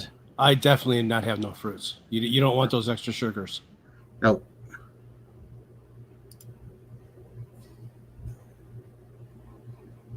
Preparing the face for makeup. I hope that's not what I hope we all didn't just misunderstand this, and I was supposed to be prepping the whole time. Lindy, will they let you in the country with the flu? Some doctors won't even see you if you have the flu. Hope it works out. Yeah, I'm actually thinking of going to the doctor's this afternoon and just getting a checkup anyway. Make sure I can get better before I leave. I've got a big fear of infecting all the carnivore doctors. And Rustler, the bigger question is, what friggin' flu? She ain't got no stinking flu. That's what you tell them at the airport. You just don't say anything. You don't sniffle. You just tell them that you. That's my regular voice. Yeah. Yeah, it's my sexy voice. That's my sexy voice. Yeah. Right. So, as far as you're concerned, you have no stinking flu. Yeah. Crystal, hey, when will you and Lindy be arriving in Texas? I'm going to be there, Crystal, on the 29th at 4 p.m. And then I have a whole lot of stuff to do because I have to go get a car. I got to get my checked baggage. I got to get to the Airbnb, which is not a short distance away by any means. And I got to get us checked into our Airbnb. So, but getting in late, the 29th, and then finally, then I got a bunch of people to pick up at the airport. Lindy, I think, is coming in the very next day on the 30th. And she's coming in even later, I think like 8 p.m. roughly. Something like that. Not sure. Yeah, it's gonna be later, but then we're raring to go. So, hi guys, Lindy. I hope you feel better than you sound. Thank you.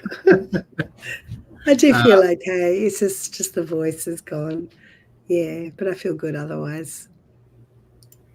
For sure. Question: Tea sensitivity to cold. I've been a carnivore since January, and only brush with baking soda. Baking soda. Today my teeth were so sensitive to the cold Should I be using something different?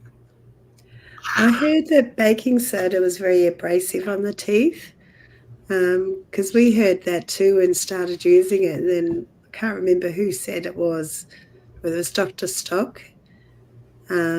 Might have been Dr. Stock said it was abrasive, so we stopped using it. So I've just gone back to regular toothpaste. I just use a little bit and just make sure I spit it all out. It doesn't really faze me now.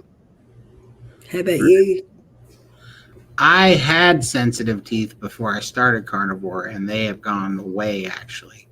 But I only brush with water. I don't use anything to brush my teeth with. That's the same with me.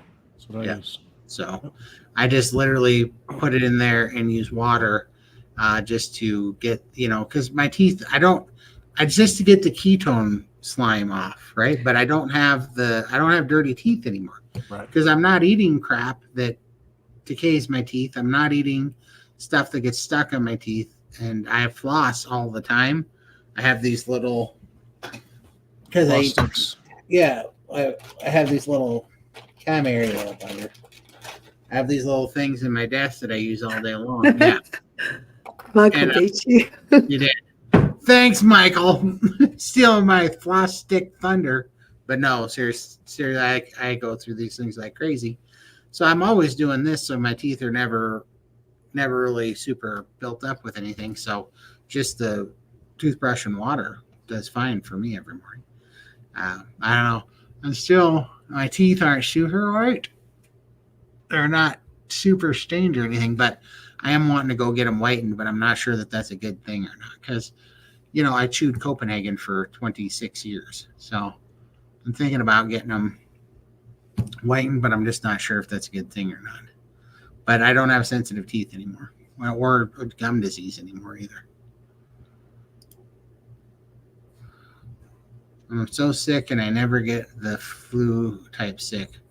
Full body fibromyalgia, nausea, headache, freezing cold, and shaking. Oh boy. Okay. Sorry, Sandra. We are sorry to hear that. Got a fever too? Kind of sounds like what I had. Yeah, I think it's warmer there. Like it's freezing here in Melbourne, but Perth is usually a lot warmer. So, can you spell out what disaster pants means for us? Anybody that's ever changed a baby's diaper where it was so explosive that they pooped on the back of their own head through the back of the diaper, shot up. That's my idea of disaster pants. If you can crap up your own back, you got yourself some disaster pants. Yeah. In this 5+ years, everyone now and then I consciously increase my food intake because I can undereat since I'm not food obsessed anymore. Absolutely. Yep. When I do eat more protein, I will lose again pounds and or inches. Absolutely. For sure. This way of eating is so easy to undereat. It's crazy. Yeah, thank you, Crystal. Absolutely. Clown pants, disaster pants. Todd has them all. He's got them. We can just coin it funny pants. We'll just call it funny pants because both of those are hilarious. Clown pants and disaster pants are hilarious as long as you're not wearing them. Ew, I call it bubble guts. I've had bubble guts with all the medications I've been having. Right. So, which can result in disaster pants if you're not careful. Exactly. Yeah. That's when you have to be on high alert. When you have bubble gut, you have to be on high alert so you don't get disaster pants. Never trust a fart. No, exactly. You'll be in trouble. Definitely want to get rid of bubble gut and the disaster pants red zone before you get on the airplane. Oh, sure. That's why I'm fasting on the airplane. Yeah, I won't be eating. Are either of you going to do a DEXA scan in Texas? Funny you should ask. Yes, we are. We booked in on Friday, I think. Yeah. All of us on Friday are both getting one. So you guys will get to see just how much crap I'm full of. It's going to be a lot. DEXA scan technician's going to go, I've never seen so much crap. MC Hammer Pants. Can't touch these. Exactly. Can you tell me how the vibration machines are helping you? I've been considering purchasing one. Thanks. Oh gosh, it's I have lymphedema in my legs, so I just find it helps move the fluid around, the lymphatics. Yeah. Yeah, I use it every night. Being winter here, I'm really cold, so it's just standing on it at night time. It warms up my body before I jump into bed. I sleep like a baby. Helps the blood flow. Yeah. Yeah, it just pumps the blood flow around. I have one under my desk. It's really noisy and a bit broken, but I still use it. And it just helps me if I'm sitting here doing work throughout the day. It just keeps my legs moving. Yeah, I just find I can get around a lot easier. Otherwise, I seize up. Yep. For sure. So, yeah. Same for me. And I also think it helps with leg pain.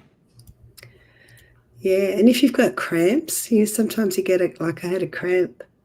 Really, both legs go at the same time. When I was at my daughter's shop, I came home and because she's got a cold concrete floor in the shop, both my legs were cramping up so bad, and I was able to put my legs on this vibration plate, and it just helped relieve that. But that was an awful feeling.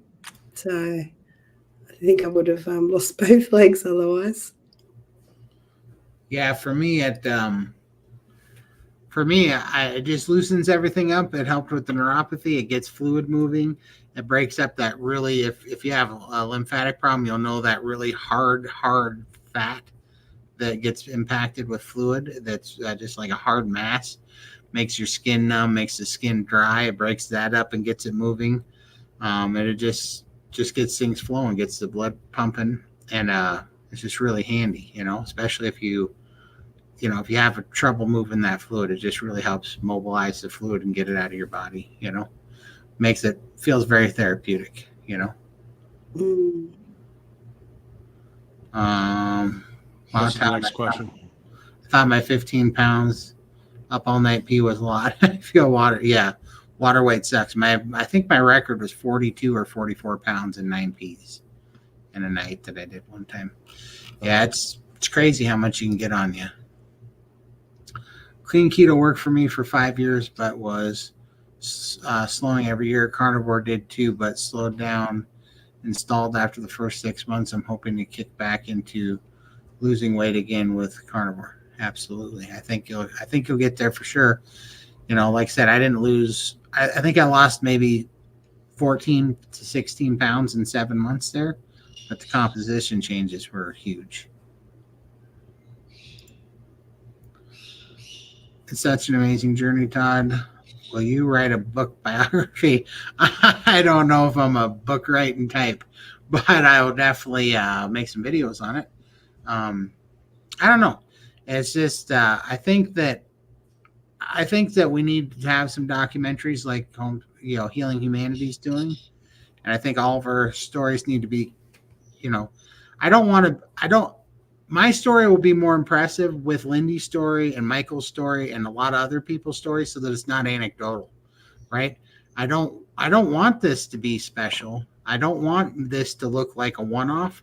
The real power in this is going to be showing that, yes, it's what used to be a special thing if somebody came back from being 700 pounds.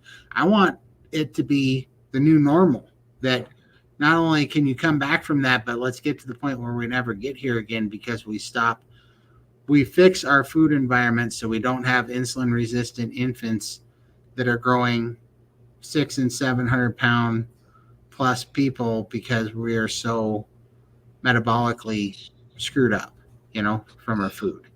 And so that's what I want to see. And I think that that'll be much more impressive when there's a bunch of us, because the real story is that this doesn't have to be a one-off. This doesn't have to be something you can't come back from anymore, right? We can heal. And we were all at the point where we didn't think we could recover from it. Mm-hmm. Yeah. We all gave up. And to have the changes that we've had in such a short time, it's dramatic. And it's more people. I know there's more people out there. I always say this. I know there's more out there that are just like us, that are at their last of the rope, and about ready to give up and don't think that they can recover from it, but it is possible and it's life-changing. For sure. So please try it. Yes, everybody owes it to themselves really to do it, And it's tough because you really have to want to do it more than you want to keep your old habits going. And that's the switch that has to flip at first. Got to get to that breaking point. Yeah. Can you tell us again how to make your Tabasco tallow mixture, and do you refrigerate it or keep it at room temperature? So I keep the tallow at room temperature, and then I mix the Tabasco in it, and it's basically like 1 part Tabasco, 4 parts tallow. And then I measure out the tallow to whatever I need for grams of tallow to make 2-to-1 ratio for whatever meal I'm eating. But then after I mix the tallow and the Tabasco, I put it in the fridge and let it get hard, kind of firm, because when you water it down with Tabasco, plus it's vinegar based, so it makes it pretty soft. So I put it back in the fridge, and then right when I get it out of the fridge, about an hour or 2 in the fridge just to let it cool off and firm up a little bit more. When I get it out of the fridge, I sprinkle Maldon salt on top, because if you put it in, it'll dissolve. If you put them in, then put it in the fridge, it'll dissolve. But if you put it in right before you eat it, it's got these little crunchy salt crystals on it it's just a mouthfeel thing, but it's really pleasant mouthfeel. And then I dip each slice of steak in it. Any concerns about alpha gal and in Austin? It's a tick that seems to cause temporary red meat allergies. No, I'm gonna check myself for ticks daily. But no, I'm definitely not concerned about that. I live in Australia. We've got lots of deadly things here. So a little tick's not going to faze me. For sure. Appreciate you, Phil. Thank you so much. Thank you. Wait till Todd gets tight pants like today, snowflakes walking around. You take that back, Matt. Well, actually, technically speaking, I'm in tight pants right now, because that's the one thing that I knew I was going to face, because I got the biggest legs that I could get, which I think is, I looked on the site, they're either loose fit or relaxed fit. But my calves are so big, technically from the knee down, I look like I'm wearing tight pants. But it's not that, and I do not like that insinuation, sir. No tight pants for this cowboy. I can't stop laughing right now. I guess she got my explanation. Disaster pants.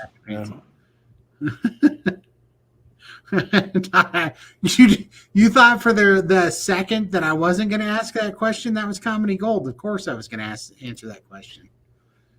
Can carnivore help varicose veins and pain? I hear that it can, but I've never suffered with those. See, there's Michael showing the last time I was in tight pants. You bring that outfit to Austin, Todd?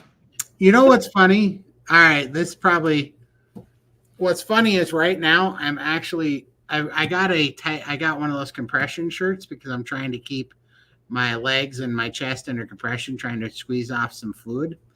And I kid you not, Michael, I almost fell on the bed laughing this morning, because I have a black tank top that looks so much like that one.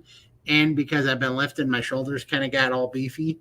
And so I had my hat on, a black tank top that looked just like that, and my shoulders were popped out like that a little bit. Yep. And I was laughing this morning. I was like, Michael's a freaking prophet. I kind of look like Michael. Hey, just wait till your hair grows back and it comes out like this. It did grow back, Michael, but that hair just transferred. It now grows just under my butt cheeks like that. Yeah, that's a real problem.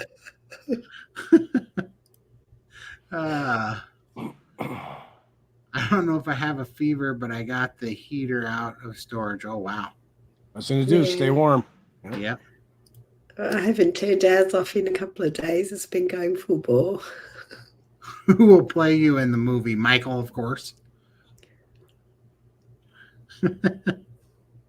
Yeah, I'd say John Candy or Ralphie May, but they're both dead. Or what's his name? Saturday Night Live. Chris Farley. Farley. Yeah. Yeah, they all died because they didn't find carnivore. This is what we're talking about right here. Yep. Yeah. That's a shame. All of them are gone, huh? Yeah, it is a shame, actually.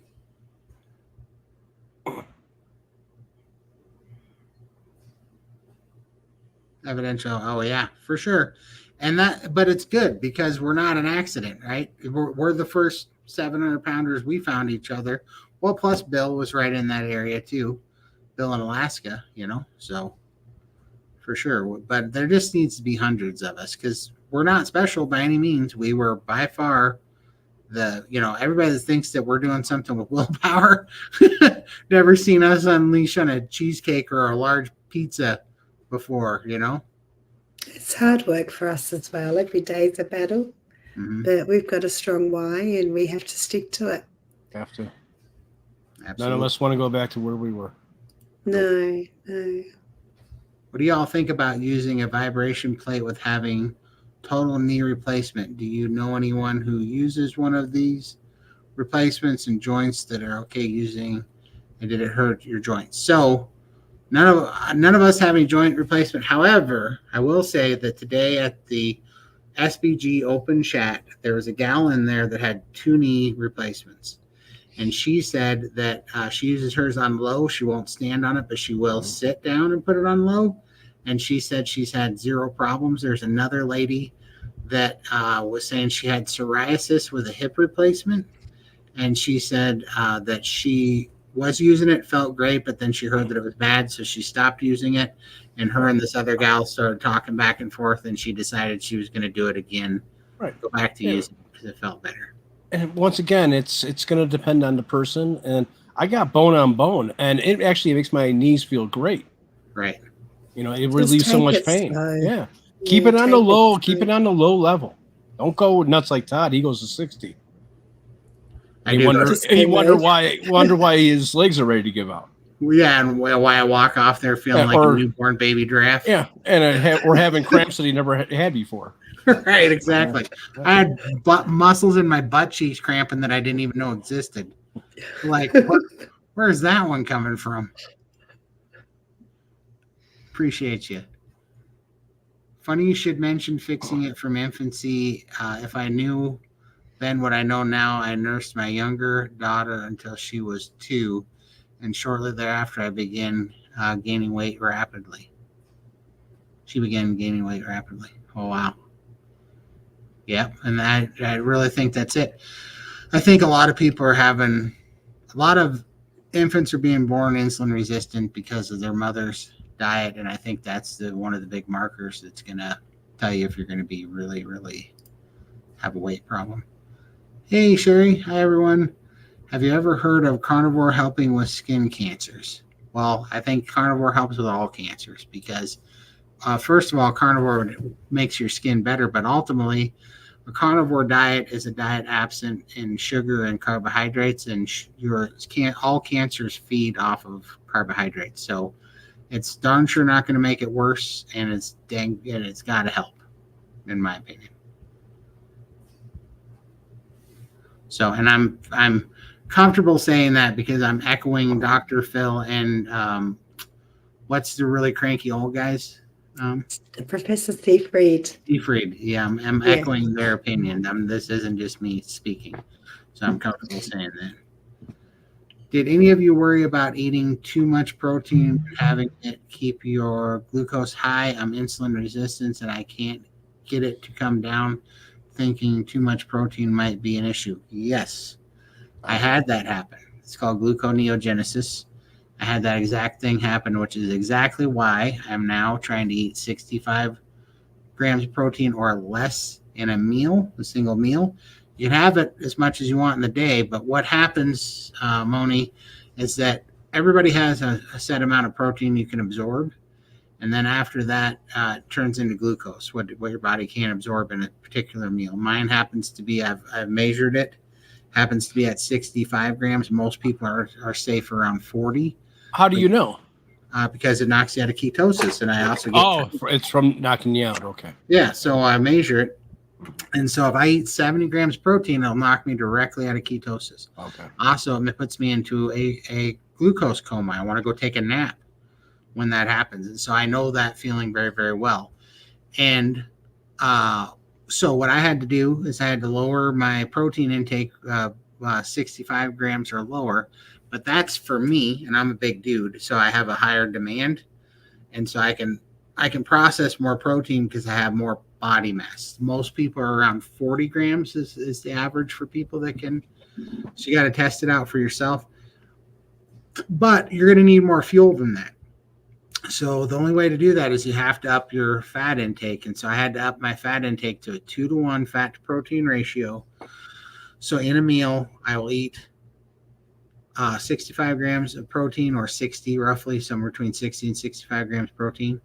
And I will eat about 120 to 130 grams of fat, which means that whatever fat that is in whatever fat after rendering, because I don't take the rendered fat, so I figure it at 50% of the food. Like, let's say that it's hamburger. Hamburger is supposed to have 6 grams of fat per ounce.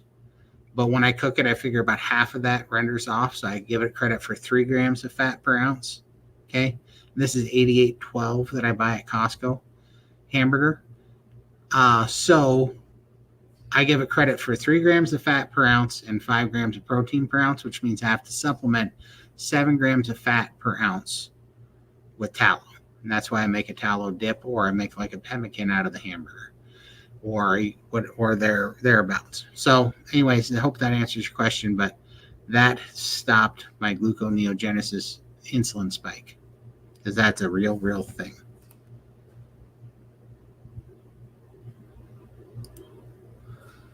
Todd's in boy band jeans. You betcha. Joining NSYNC next week. Are they still alive? Kevin James can play Todd. I do like me some Kevin James. He's a funny dude. I've been doing carnivore for a while and have several non-scale victories, but I have not seen any added muscle. Any thoughts why? There's a lot of questions I have here. One, how big are you? Because I didn't think I was gaining muscle either, but that was because it was under a whole lot of squishy fat. Mm-hmm. So now I see the definition poking through. And also, maybe you don't see it, but are you feeling stronger? Like, is it literally easier to do things? Are you able to get around more? Are you, you'd be surprised. The best place to do is when you're in bed. How when you move better, right? Bed. And you move better, because if you are moving better and you have more mobility and range of motion, you are getting stronger and you are building muscle. Number one. Number two is then you have to think about how much protein you're eating. So you should be eating at least 1 gram of protein for every pound of lean body mass. You have 1 gram of protein for every pound of lean body mass. What am I trying to say here? Your ideal lean body mass, right? So if you're underweight, right, you need to look at a TDE calculator to figure out roughly, to give you an idea. It's just a rough range target of how much you should weigh, and then you have to deduct about 22 to 24% of that, because that's going to be fat. So whatever's left is going to be your ideal lean body mass. Add another 10% to that, because carnivores are more dense than standard American diet, because we have real lean body mass tissue. It's healthy. And then figure that out and add a gram of protein per pound, and then add 2 grams of fat per gram of protein. That's kind of the thing that I'm doing right now. Sorry for the long explanation. Susan Hampton, the rebounder is easy on all joints. Perfect. Yeah, and you can do the rebound sitting down as well. Just pump it with your feet. So it's very low impact. That's awesome. Todd, that pic should be made into I agree. Yes. I'm going to look into it. I was trying to think of what she meant, and then I realized it's the tight picture. Yeah, we'll start a little Carnivore cure shop. Yeah, little tiny bobbleheads. I am definitely going to look into it. Oh my God, that's hilarious. Oh, you're gonna pop on your stream That one day. head's going to be a lot bigger, though. That's got to Yeah. be a lot bigger. Well, I'm gonna pop on, and then that damn thing's gonna be sitting on your desk behind you one of these days. Right behind you. Now, slap it. Every time I say something stupid, slap the bottle. Would anybody remember when I asked if you could learn anything that what would it be? I found my starting point when I watched YouTube videos. I put the subtitles on, hoping it would help my spelling. Oh, that's awesome. That's incredible. And it looks like it did. Yeah. Because that's perfect spelling you got in there. Nailed it. So that's awesome. Very good. Yeah, I always had a little bit of dyslexia, and spelling was not my strong suit either. But same here. Yeah, but that's numbers I'm good at. Spelling is just like, what is this sorcery? Why is there a freaking K in knife?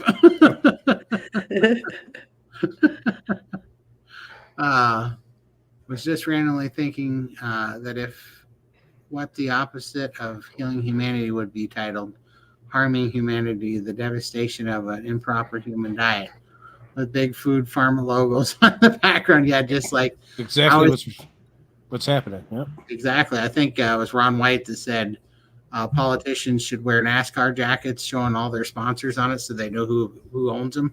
You know, and it's the same thing with medical associations and your doctors. They should wear NASCAR jackets saying Pfizer and showing who they're loyal to.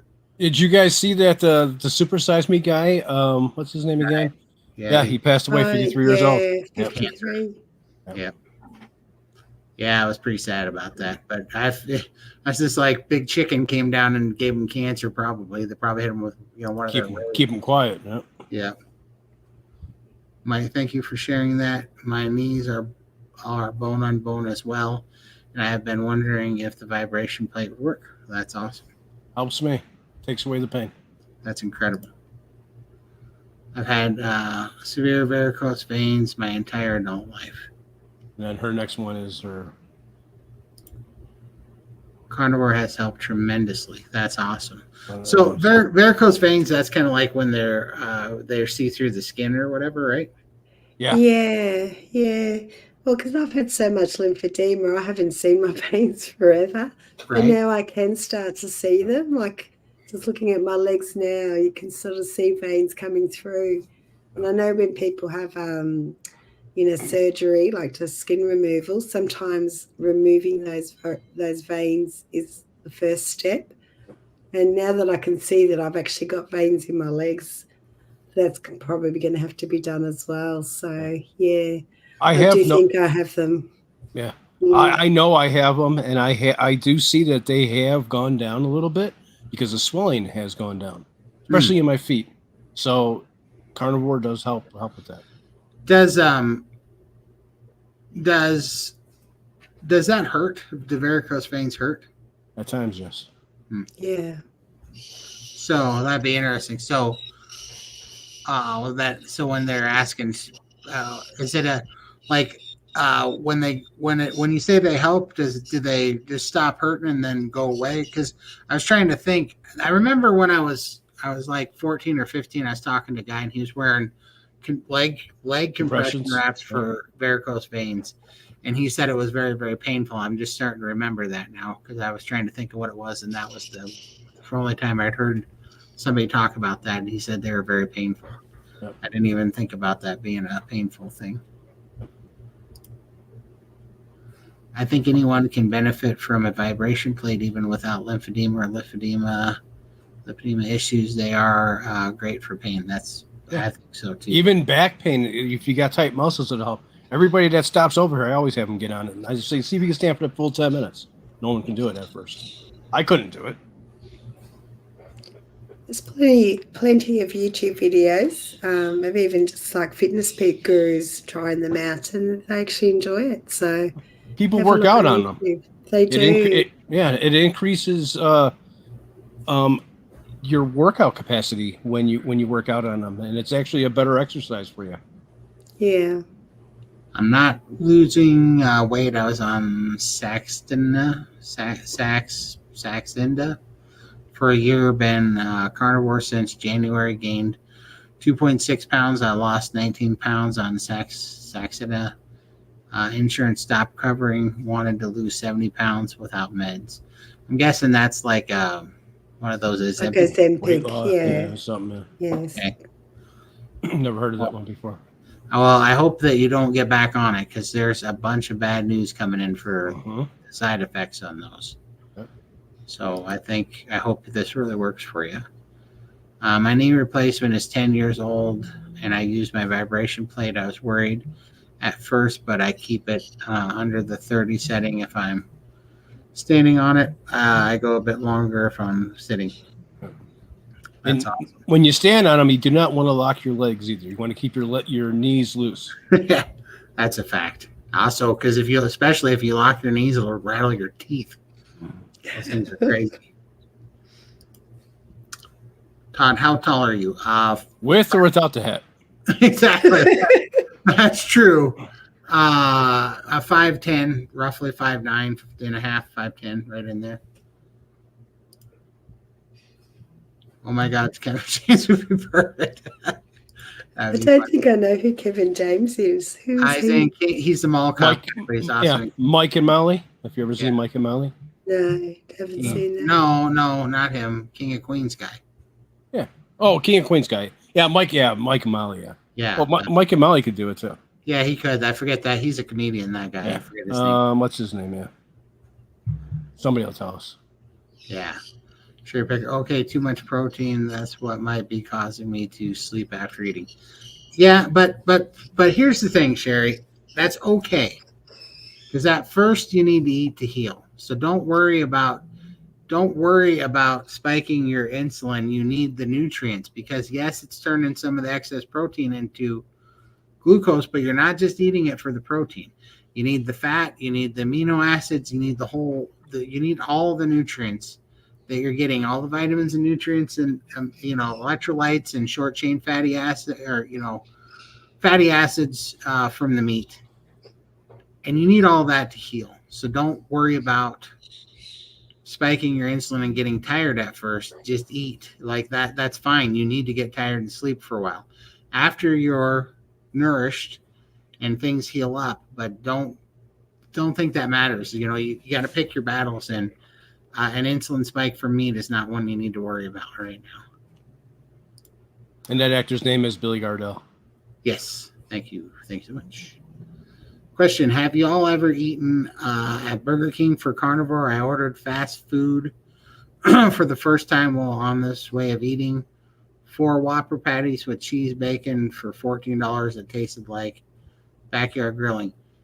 I did actually for the first time. So funny thing, that's kind of a funny story. But I went to McDonald's because Jeff DeProsperous and everybody says McDonald's burger patties are actually fairly clean and in cooked in tallow. So I went to McDonald's to order. Then they have the little burger patties. They're like the real crap tiny burger patties. So it takes I think 8 of them to be a pound. So I ordered 16 of them. So I wanted 2 pounds. And I was sharing with my dog. And I ordered 16 burger patties. And I ordered 16 packets of mustard because if I'm going to eat hamburger patties, I'm going to have mustard on them. First of all, that should have been I don't know, no, like $26 or something. They're about $1.50 a piece or something. And the price on the screen came up to like $45. What? And I was like, what's going on? I said, no, I don't know what you did. But then he had like full hamburgers on there. I said, no, I just want burger patties. And then he said somebody had to come over. And when they were getting all these burgers off the screen, they put like chicken sandwiches on there instead. And I said, hey, no chicken sandwiches either. I just want the burger patties. And then in this commotion, the kid left his headset on that was at the drive-thru. And they were all grab-assing in there and making fun of me through the drive-thru. And they were making fun of my order. So now I was mad that this was going on and that they were doing that. So I told them, I said, you know what? I changed my mind. I want 10 number ones and 10 number twos and 10 number threes and 10 number fours, all baby size. I'm with Cokes. I ordered all this stuff. And then I went up the window to hand him my card, and he started grabbing. I said, you know what? Maybe you could take my order and shove it up your butt instead because you left your headset on, you freaking batch of morons. And you're the reason that you're all getting replaced with kiosks because you're all retarded and terrible at your job. And then I left. And the reason why I did that, I was like, whatever, they can say what they want. But when they started making fun of it, I was like, I don't know that they're not spitting on my burgers right now because they're such a slap happy bunch of morons. So anyhow, I said all that to say that I ended up going to Burger King for the first time. And I ended up getting 4 Whopper patties. And the only reason why I did that was because at the time, I was on the phone with Amy about the SBG open chat, and she said that she eats there and it's clean. So I said, okay. So I tried 4 Whopper patties, and they were delicious. They really were. And what did they charge you? It was like $14 or something for 4 Whopper patties and a water, and it wasn't bad. Cheese and bacon too? No, I did not. I don't. Cheese, I never would have get, and then the bacon's just a bridge too far at fast food joints. I don't trust it. So I just did the patties plain, and I did get mustard, and I dipped them in mustard, and it was all right. It would do in a pinch, right? So I enjoyed it. Sure. Moni tried to get patties at McDonald's at $22. Wow. Yeah, exactly. Yeah, that's silliness. That is silliness. Where was I before? Okay, where was I? How tall are you? Oh my God, Kevin James. Okay, it's protein. Have you ever had? I got it. Okay, so we answered that. So right under it. Oh shoot, we weren't very far. Okay. Really learning a lot from you guys since being in the SBG. Thanks to all of you for sharing your remarkable journeys. Oh, I appreciate it, Paulette. We appreciate having you. It's awesome. Awesome. It's just an awesome community there, and I highly recommend everybody go there because it's very, very handy. She's awesome. She's out cold right behind me, I think. Cosetti. There she is. Wake up. Oh. It's time to get a pup cup. Yeah. Are you ready for a pup cup? Look at that face. Look at that face. Yeah. She said, Mom's got to feed her while I'm gone.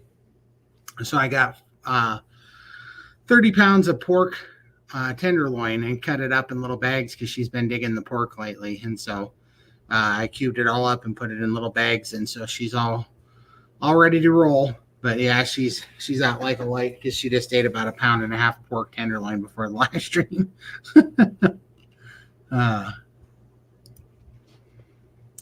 I got my mom a vibration plate that you can stand on, and she told me this morning that she's even getting tingling back in her hands. She's had some neuropathy from side effects from chemo in her hands. Absolutely. I really do think that can help a lot. That's it. Let's see. Instead of a drive-through, it's good to park and go in the store and get some exercise. That's true, for sure. Yep. I have been doing more of that lately.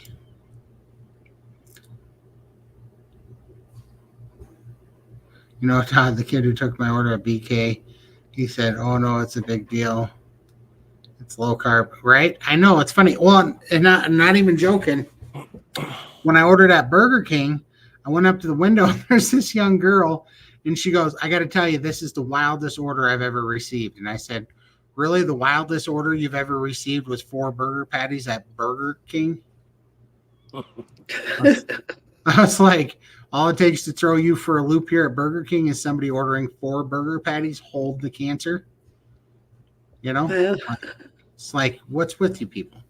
So I don't know, but apparently it doesn't take much to shake up the apple cart, I guess. Burger King actually has a low carb button here. It's no big deal there. Oh, nice. Well, they need a low carb button here, or what really needs to happen is the employees need to stop eating carbs so that their brain functions, so that they can use the kiosk before they get replaced by AI because it's about to happen. It's not something I go do regularly, too expensive, but I didn't feel like cooking. I needed a meal prep on weekends, so I'm not cooking all the time. You guys meal prep or no? Yes and no. I kind of do. I've built things to the point that I can cook easily. I built this little cooking area, kind of, with all the little gadgets that I want so that I got plenty of room. And then on the weekends, on Sundays generally, I cut up my meat and vacuum seal it so that everything's super easy. And then it goes quickly. So anybody that was in the SBG live chat today saw me cook my omelets. It only takes like 20 minutes, and it's 18 eggs worth of omelets and about a pound of bacon, and it takes like 20 minutes. It's so quick and fast and just makes it simple.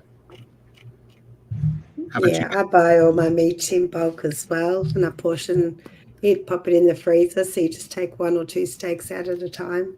So it's all ready to go. I just pop it in the air fryer frozen. So, it thaws out and cooks at the same time. I keep it very simple. Todd, you can tell Todd's blood pressure just went up when he heard these no. His face got a little bit more red. I was trying to be supportive, and I was like, I can see it. I can see it, Todd. I know. It's all right. It's all right. Vein in my forehead just got cut off by my hat. That's all right. I'm going to go to Texas, and you're going to be spoiling me with all these beautiful ribeyes. I won't want to come home. You won't. You'll be like, oh, I can't do this. Yeah. Another thing about the vibration plate is don't lock the knees because people have had retinal detachment. Wow. That's crazy. Wow.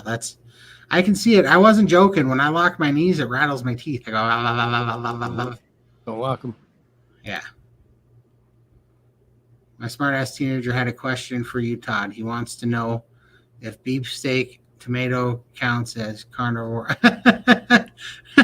No, beefsteak tomato does not. I was going to say something else, but no, that does not make you a carnivore. Although, when I was keto, I liked the tomato burgers, they use tomato slices as the buns. Those are tasty, man. There's nothing that beats a fresh tomato out of the garden on 2 pieces of bread with a little bit of mayo and salt and pepper, man. That's a great sandwich. Oh. Yeah, they're delicious. And an onion, sliced onion on it too. Sliced onion definitely kills it. Yeah. Mm-hmm. Yeah, you ever have fried green tomatoes and dipped? Mm-hmm. Man, those are good good stuff too. Yeah. But this is what got us in this shape, people. Let's not forget that. Burger Squirrel. Yes, go into Burger King place and give your order directly to somebody at the counter. Explain that it is not the main menu, but it is the McDonald's or Burger King offering. I got you. It's not on the main menu. Are spices okay? What say ye? I use them. Yeah, I just like salt, but I like the different salts, smoked salt, and I've discovered Vegemite salt. Vegemite salt. Yeah, I'll be bringing some of that to Texas if I'm allowed to. If I can get it through customs. I got to tell you guys. Oh, here, I'll answer this real quick. My rule on spices is I didn't use any for the first year because I wanted to get a really clean baseline. Mm-hmm. And now that I've been carnivore for a year with no cheat days, no falling off the wagon, no issues, I'm completely free from all the cravings. Now I will only do 1 ingredient spices, and I will try them one at a time. And if I have any oxalate problems, any allergic reactions, any inflammation responses to it, or if I have any cravings from it, if it makes my nose run, my eyes water, if it makes my tongue burn or my mouth blister or be sensitive or any of those things, if I have a skin breakout or something, I watch for all those so I'll do it about 3 days. And I watch for all those things, and if any of those things happen, I cut it off my list. If they don't, then I keep it. And keep the spices clean. Don't buy the packs of chili Yeah. mix. Buy chili powder. Right. That's why I said one ingredient, Mm-hmm. because you just want one spice at a time, freeze dried, organic. Then try that and see. Yep. But yeah, that's exactly it. And so right now I know I can have rosemary, thyme. I know that I cannot have black pepper or chives. Chives and black pepper off the table for me. White pepper works White pepper's for what I me. use. I'm on the fence with a black truffle, dried black truffle. I've been having that lately. I like the flavor of it, but I can't tell if it's causing any problems or not. I was having the throat thing, but then I realized that went away after iodine, so I'm thinking about revisiting it because I do like the taste of dried black truffle. It's interesting. But yeah, and I can have, let's see. Oh, I can have onion powder, dried granulated onion, not the same as onion powder. Mm-hmm. But I can have that, salt, vinegar, dried cayenne pepper, pickled jalapenos, and those are the things that are pretty much in my diet that aren't full blown carnivore. But all of those things I use as condiments, not as main ingredients in anything. Mama Cracker. Millions of years ago, 40 years, I would walk my dog to the PDQ hamburger joint and order him 2 patties for sure. For sure. I did that for Cosette for forever before I started feeding her carnivore at home. How often do you eat liver? I find that I crave it. Does that mean I'm low on iron or something? Probably so. I would guess probably. Because I think I would have to be, you'd have to suck all the liver out of me and set it next to me so I could see that it was gone for me to crave liver, I think. And I still don't think it'd work. I can't stand liver. However, I do eat cod livers. And so that's kind of my compromise. How about you guys? Yeah, I haven't done any organs for me. I haven't had liver in a long time. I want to get some and try it. I've had chicken livers, and I like that, especially wrapped in bacon, and I make them in the air fryer. Nice. A person at the counter to ask the manager if they can't figure it out at McDonald's. 4 quarter pounders, $1.50 each, should total of $6. That's not bad price. No, that would be fine. Hi, Howdy, Simpson. howdy. Howdy. All right. What symptoms do you have from spices? Just pain? So it's almost always inflammation response and allergic reaction. Like my nose will run, I'll get congested, and my lungs will get wheezy, and I'll have like tightening of chest. I get that quite a lot, and then also I'll wake up the next day and I'll have knee pain, right? Ankle and like joint stiffness. That's what I get from spices that go awry with me. I think garlic just repeats on me. And being Italian, I used to have garlic on everything, but now I can't. Yeah, it just repeats and it just lingers in my mouth for days. It's awful. Wow. Yeah. I am currently on a 50-day water fast. Ooh. Wow. Then after my refeeding period, I'm going to carnivore. So I really will be tuned into everything you post. Keep up the good work on your journey. Wow, man. Definitely keep us posted how you're doing. Yeah. Be Well, I'd careful. like to hear some numbers. Yeah, and I'm sure you've done this before, and I'm not here to be your nanny or something, but I was doing a 40-day fast, and I did not add potassium, and my potassium levels got so low that it actually screwed up my blood plasma, and my red blood cell count dropped to a dangerous level because I was so malnourished on potassium. So make sure that you're taking your electrolytes and stuff because that can be very dangerous. And when you do break your fast, increase your fat intake. Yeah, for sure. All right. I was thinking for the last hour we could open it up and see if people want to hop on. What do you guys think? Sure, sounds good. All right. Here we go. I'd love to meet some Texans, so we can, Yeah, hop on here if you have any questions, if you want to say hi, if you have something to promote, if some Texans that we're about If you want to yell at Todd, you're more than welcome to. Think about this as the proverbial dunk tank at the Carnivore, and I am sitting on the little board, and you gotta whip things at the little target. Oh man, when we go to Texas, if it's really 98 degrees or whatever. Did that not go in the chat? No, it went through. Okay. Oh, I'm still in the star chat. That's what's wrong. If I might join one of those dunk tanks and volunteer if it's really 98 degrees, I'll dunk myself. Push it in. Yeah. I hope they do have one of those cold tanks for sure. I'm gonna be smoking. I think, is there a pool at the ranch where we're staying, or just a lake? There's a lake. But and we can only be out there till 8:30 to not make noise for the neighbors, apparently. Oh, the neighbors close by, are they? I think they share the other side of the lake, so they have an agreement not to swim past 8:30.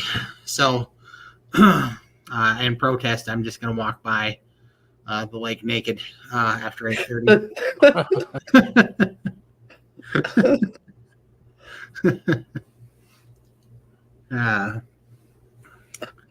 Not really naked. I'll be wearing underwear, but they'll think I'm naked. They won't be able to see. Get the skin color underwear. I think you should take the pink tutu with you. No, we never got 200 million likes or whatever we said, so there will be no pink tutus.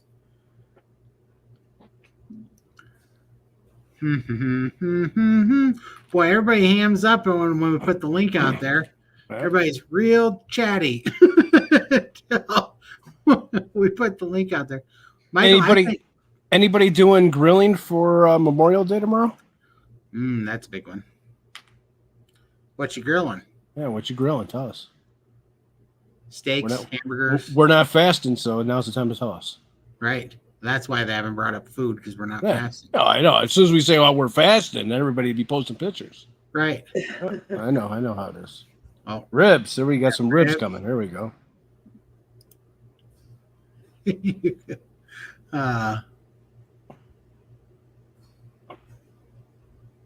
Yes, the tutu will be on the bobblehead. I'm going to get one that can change the clothes. It's like those McDonald's Happy Meal little toys. We can just do all different little figurines. No, you just have to make it a Todd Tutu potato head. There you go.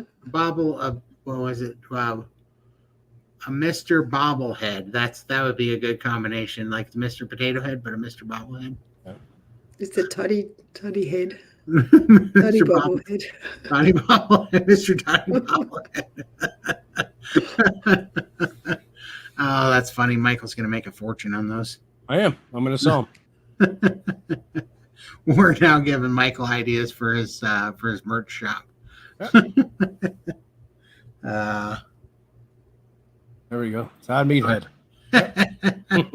That would be funny. I'll make a Pez dispenser that dispenses little mini hot dogs.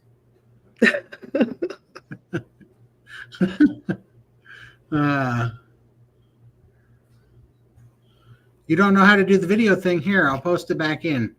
We will click that link, put your name in. You don't have to turn your camera on if you don't want to, but you can come up and speak with us.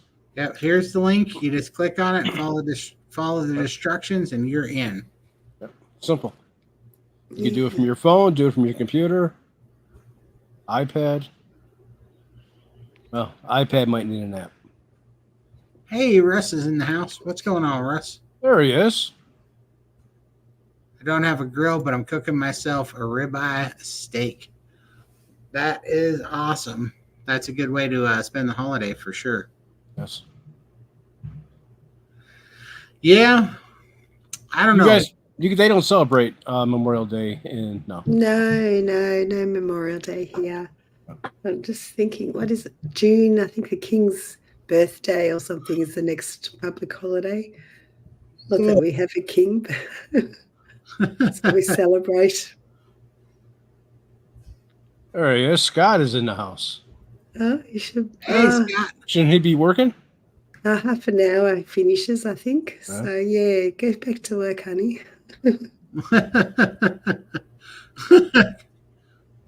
Granny Carnivore, here we go. Scott is in the house.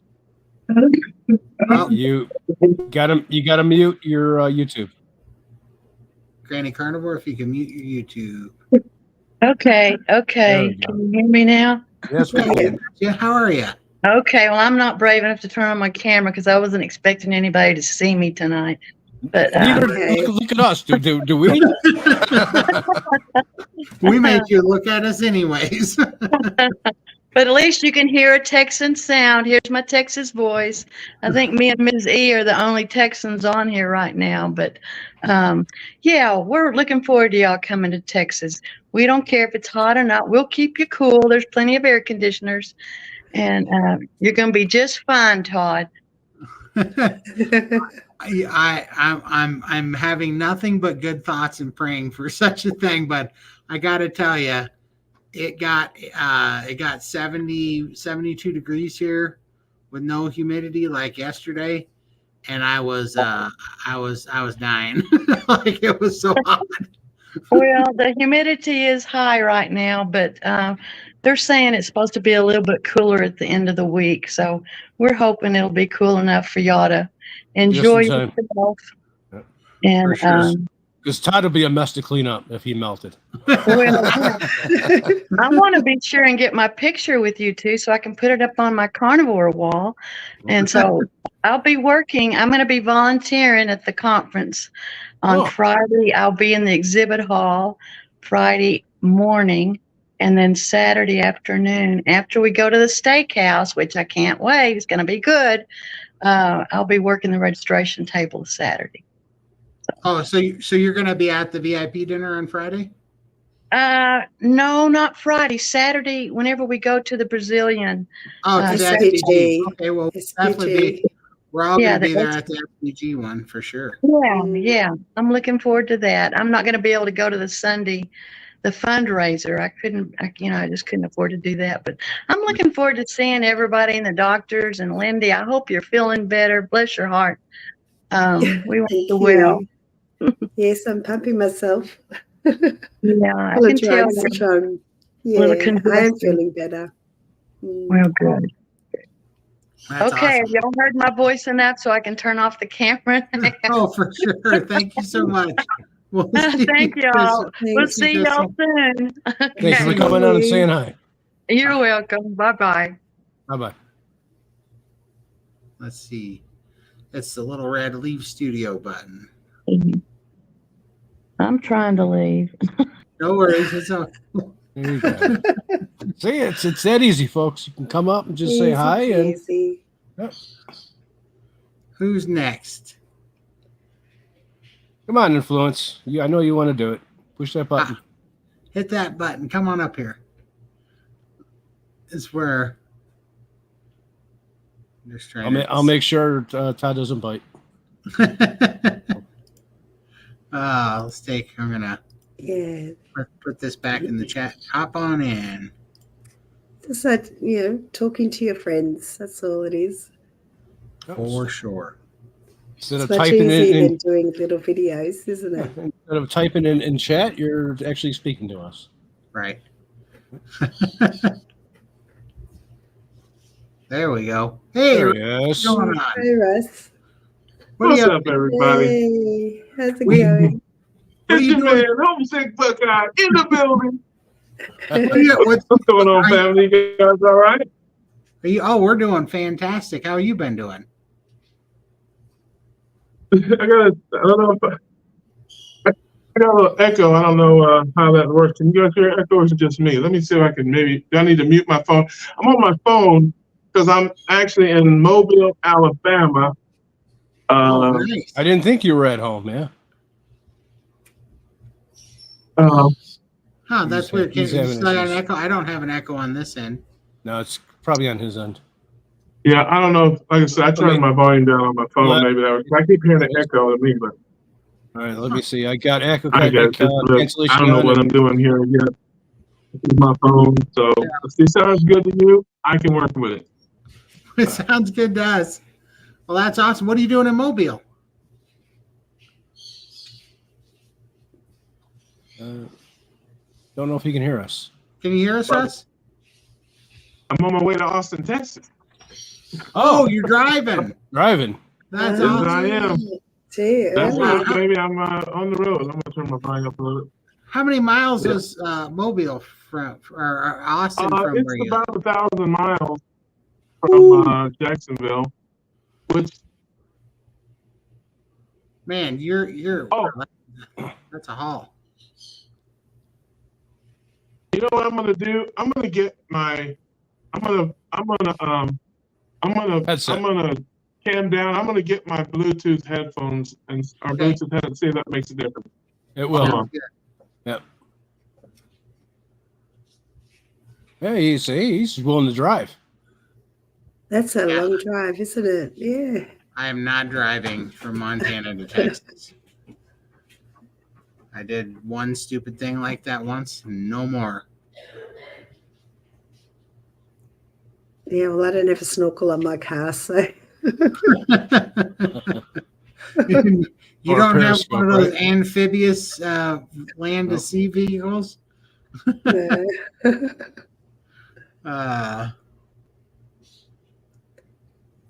Man, I'm nervous about the plane.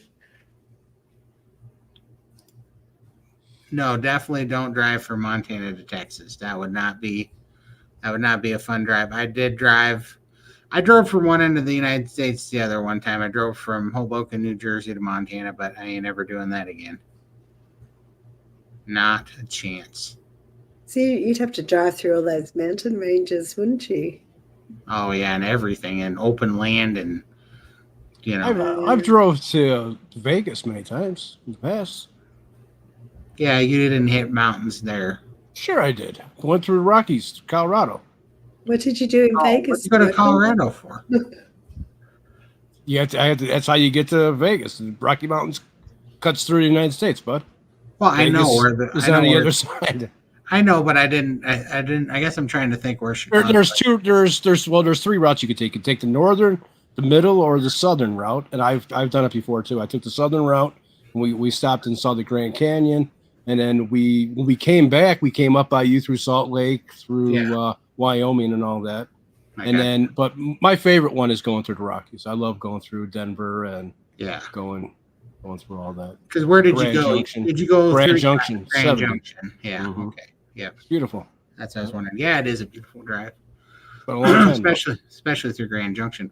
Well, why don't we meet in Colorado, and then we'll drive to Vegas? Well, no, I don't need to go to Colorado to get to Vegas. No, it's a little bit out of the way. Right. You meet me in Idaho, or no, we could meet in Idaho. That's out of my way. Salt Lake. We'll meet in Salt Lake. Yeah. Yeah. Then we'll go up to Vegas. We'll go to the Severe. We'll get on the Jumbotron, and then we'll be like, "Yeah, that's the size I used to be on the Severe Jumbotron." Life size, yeah. Real life. There we go. Howdy. Let's see if you're better this time. All right, can you hear me better? Yep. We can. Are we echoing? I can't hear you guys. Let me check my settings in my. Testing 1, 2, 3, 4. Trying to mess up your program here, brother. No. No worries. So it's Todd's on here. It's already messed up. As soon as I got on, it was over. I don't know. Either way, Testing. Could be your Wi-Fi too. Can you hear me? Yeah, I don't know what's going on. I can't hear anything. Testing 1, 2, 3, 4, 5, 6, 7, 8, 9.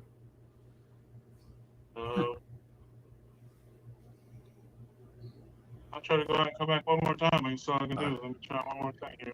No worries. Lindy, do you have enough carnivores to have a meetup in Victoria? I am in Tasmania. Share it. Yeah, we do. I just haven't had a chance to organise anything because my daughter's been unwell. So I'm going to try and organise something when come back from Texas. So if you haven't joined our Meat Sisters group, we've got a group in there for Melbourne people. So you can definitely post something in there, and we'll get your details and organise a meetup if you're in Melbourne. Nice. All Oh, right, well, I'm posting the Facebook link right now, guys. Yeah, it's a private Facebook group For women only. That's Sorry, why. guys. That's why it's all right. I don't use Facebook, so. We got to keep Todd out. So. oh, there we go. DC's there. What's Hey going on? guys. All right, yes. How Hey, you doing, DC? How are Good. you? Good to see you guys. Heck yeah. What are you up to?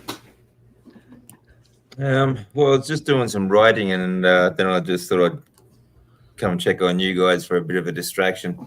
Right on. Well, Michael's good for distraction. No, we're just we're all talking and getting ready for to get on planes and go to Texas. So Yeah, next weekend, isn't it? yep. So Yes. we're Thursday for me. yeah, Wednesday for me. So Yeah. No, that'd be cool. it's gonna be fun. Yeah, I for wish I was sure. going with you. Next time, man. Well, I think we're gonna come see you guys here before too long. One of these times, like hopefully this winter. That'd be awesome. Hello, Josephine. Yeah, that'd be cool. Yeah, make sure you come up north. Yeah, we're a fair way from Lindy, so you know, I think it's about 2,000 kilometers away from Melbourne. Oh wow. Yeah, I'll come up too. I mean, I'll do anything to go up to Queensland. So. Well, Nice and warm. that'd be fun. What's your favorite thing to do in Queensland? Go to the beach.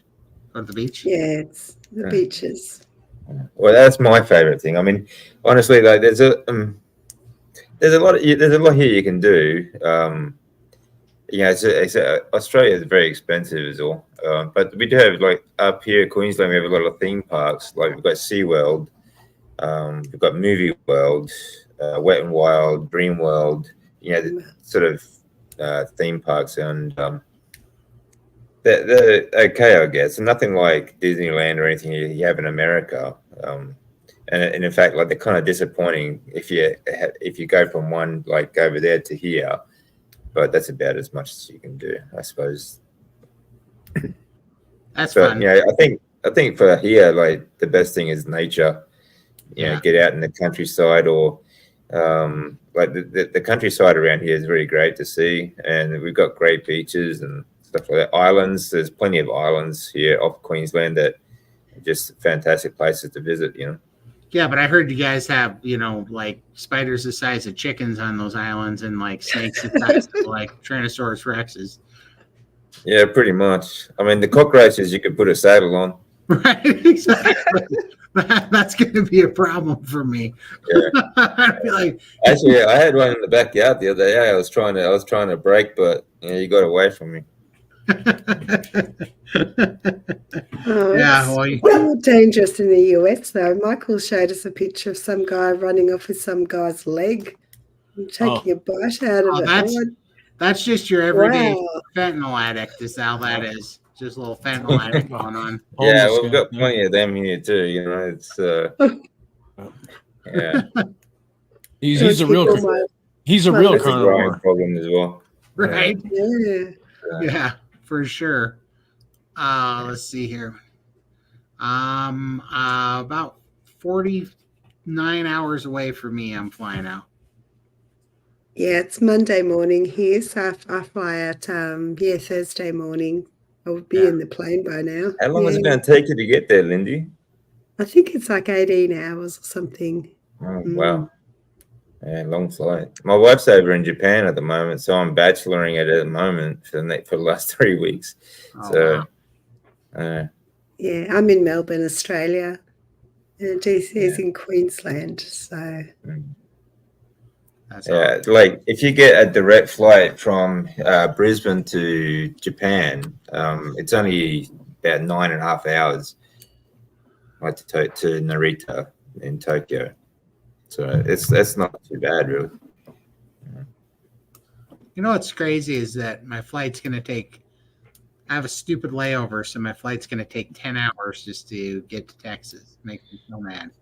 From Montana, Yeah, 10 wouldn't it be hours. quicker to drive?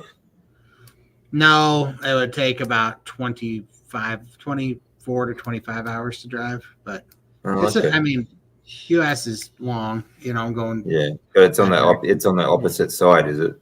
Yeah, it's Montana's way up here and Texas is way down here. So okay. Across, but so you're up near the Canadian border then? Yeah, right. Yeah, exactly. We go over. Our state borders the border. Yeah. Okay. You should bump shoulders with Dr. Kiltz. He might come and pick you up in his private jet. Yeah. Well, it was funny. I was talking to we were joking with Dr. Chafee because he was talking about how he get his dog to the U.S. his cat, his Sphinx cat, to the U.S. And we were like, maybe you can ask Kiltz to bring his jet for give your cat a ride. And he's like, everybody's like, he's so nice. Kiltz is funny. He's like for the last 6 months or so, like he's left messages on my my YouTube channel. He's like, oh, I'd love to talk to you about cancer and stuff. I was like, yeah, sure, anytime. Like, and I sent him links and for a calendar, and I talked to him in his chats. And so I said, when you're coming on to my channel, I said, send me a link to Instagram, and like just keep messaging back and forth. But then I never hear from him again. You know, he's super busy, dude. But I bet he'll get on there. He's just so busy. Yeah.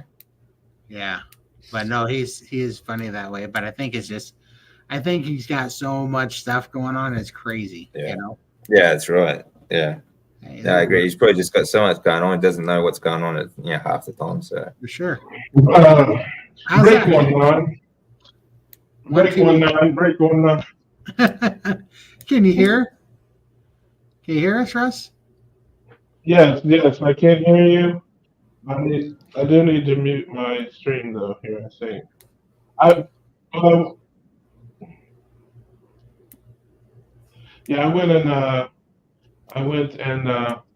just got my computer out and fired my computer up and did it that way. So how about that? Oh, I got you. Right on. Yeah, I went to get my laptop out and just fired it up, and so now this is my more settings that I'm more used to. So hopefully you guys can hear me and see me and all that stuff now. So what night are you? What night are you coming into Austin? I'll be in Austin actually Tuesday night. I'm in Mobile, Alabama tonight. I'll be in Houston, Texas tomorrow, and I'll be in Austin, Texas Tuesday night. Man, you are covering some ground. Holy smokes. Nothing, man. It's easy peasy. I go back and forth to Ohio. It's just about the same distance. I don't try to go all at once. I'm way too old for that. Right? Yeah, I'm way too old for it. Yeah, I'm way too old for all of that. Once upon a time, man, I would rock on. Now, I went to from Jacksonville to Mobile was like $350. From Mobile to Houston's probably $450 or so, something like that, and it's like $200 to Austin from there. So easy peasy. I got my satellite radio. I got my YouTube. We rock on, and it's an easy drive. It's flat. It's straight. It's 70 plus all the way. Nothing. People do that for a living. That's good because you'd have to pay me to drive that far, that long. For sure. It's nothing at all, man. I'm just putting a little thing here. I love to drive, and not a problem at all. Not a problem at all. I love it. So it's that's especially awesome. Like going home to Ohio is a little different because it's there's mountains and hills and valleys and it's all over the place. So that's a little different. But like this is just straight and flat, and I don't speed. I'm not a speeder, but you can hit the cruise control on. I got the adaptive cruise control in my car, so all I have to do is steer. I don't even have to hit the gas or the brakes. So Yeah, it's easy peasy. right? Oh, Nigeria Falls, New York. Well, that's awesome. So, what is the weather like? I'm just wondering. Russ, you're a big guy. I'm a big guy. Yeah. Tell me, am I going to melt? Yes. Yes. Yeah. Okay. You want to? Yeah. I mean, hey, listen, dude. I'm your guy. I'm gonna give it to you straight. No chasing, baby. Hey, you are the original keto cowboy, man. You are the original guy. I can't lie to you, man. Come on, So you're my guy. So you're just get gonna ready to see sweat. me. Get ready to sweat, brother. That's Right, yeah. Get ready to my sweat. hat's just gonna be floating in a puddle of Todd on the ground. Hey man, if you're one of those kind of guys that sweats a lot, yeah, man, get your towel, brother, and just you gotta be cool with it, man. It's just, you gotta just get your little towel, drape it over your shoulder, man, and dab yourself every now and again. Get you some swag, yeah, have some swag with it, man. Yeah, I bought all Nothing these gentlemen's cotton handkerchiefs just to wipe my face because I'm going to be a sweaty mess. And then I got the talcum powder to make sure I don't have swamp crack. I don't rock like that. Hey, I don't rock like that, brother. I have a regular, like a hand towel, and I throw that over my shoulder, and I rock with it. I'm swag. Listen, you gotta have the swag, man. It's just what it is. You gotta own it. If you act like you look good with it, people think you look good with it. That's how it is, man. You gotta, I'm gonna coach you up, man. I'm gonna coach you up on that. I don't know how to act like I look good with swamp crack. So nobody can see the swamp crack, man. It's about the visual, baby. It's about the visual. Nobody can see but visually they'll see it in my eyes that I'm squishing around. Not unless you have a mirror in your crack, brother. They won't see that. No, no, they will not. I'm telling you, man. Just come on, man. I got you here. Just rock with your boy. I'm gonna get you right, man. Plus, you're a rock star. Everybody loves you, man. You got to understand that too. If you've never been to one of these, I can only speak from my experience. Okay, I mean, I'll tell you the real is me. I've been to several events. Every event I've ever been to, I can't get 2 steps off of an elevator or 2 steps in the building without somebody saying, "Oh, say Buckeye." Okay, so it's like it's a loving atmosphere. Now, the events I've been to have been smaller, 200, 300, 400 people. This event, from what I understand, is bigger. It's my first time at this event, so there's a lot bigger and it's a lot of things. So maybe a little different. But dude, I'm telling you, you have no idea how many people are out there. You, Lindy, all you guys who love you, man. They love you. You're walking into a family kind of. At least that's been my experience. And I remember the first time I went to one of those things. I had all the same apprehensions. I had all the same thoughts, man. But I'm telling you, I literally got off the elevator. People were like, "I'm saying, Buckeye, can we get a picture? Can we get?" And even still, dude, after going to several events, I never get used to it. I went to Boca Raton, Low Carb USA. Literally, I got 2 steps in the door. I heard somebody, "Oh, shit, Buckeye." I turned around. I mean, it's people love you, man. They appreciate you. I certainly do. I mean, and a lot of people do. You inspire people. You reach people. You connect with people. It's all love, man. At least, like I said, in the ones I've been to. This one, as I've heard, is a much bigger. So maybe there's not the same, I guess, intimacy or family for just 2 or 3 people. But I guarantee you people are going to walk up to you that you don't know, that you've never met, and just love you, man. Because the family is amazing. The family is amazing, brother. I mean, it really is. I can tell you. That's awesome. Well, I hope that they can recognize me because I think I'm going to be a little bit melted like a candle. Brother, hey, listen, no. Hey. Yeah, nobody's gonna recognize you, but they will recognize that hat. That's That's a big giveaway, man.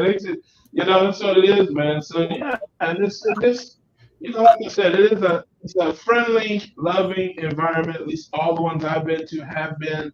So it's like playing to your fans, I guess, in a way. It's they you have to really go out of your way, like to do or say something that make people be like, yeah, weird. Yeah. Wow, he was rude and nasty to me. just be you, man. That's all you gotta Challenge accepted. be. Hey, listen, okay, listen, hey, you may not give a damn, but I'm rocking with you. So you know what I'm saying? It's like, hey, you know, if nobody else wants you, I want you, man. You're my brother. You're my guy. So What night you are know, we I'm going to with play? What night are we going to play Hold'em? you. You tell me, man. I call you. Listen, I call you. You Oh. said you were coming in early, right? You said you're coming in early.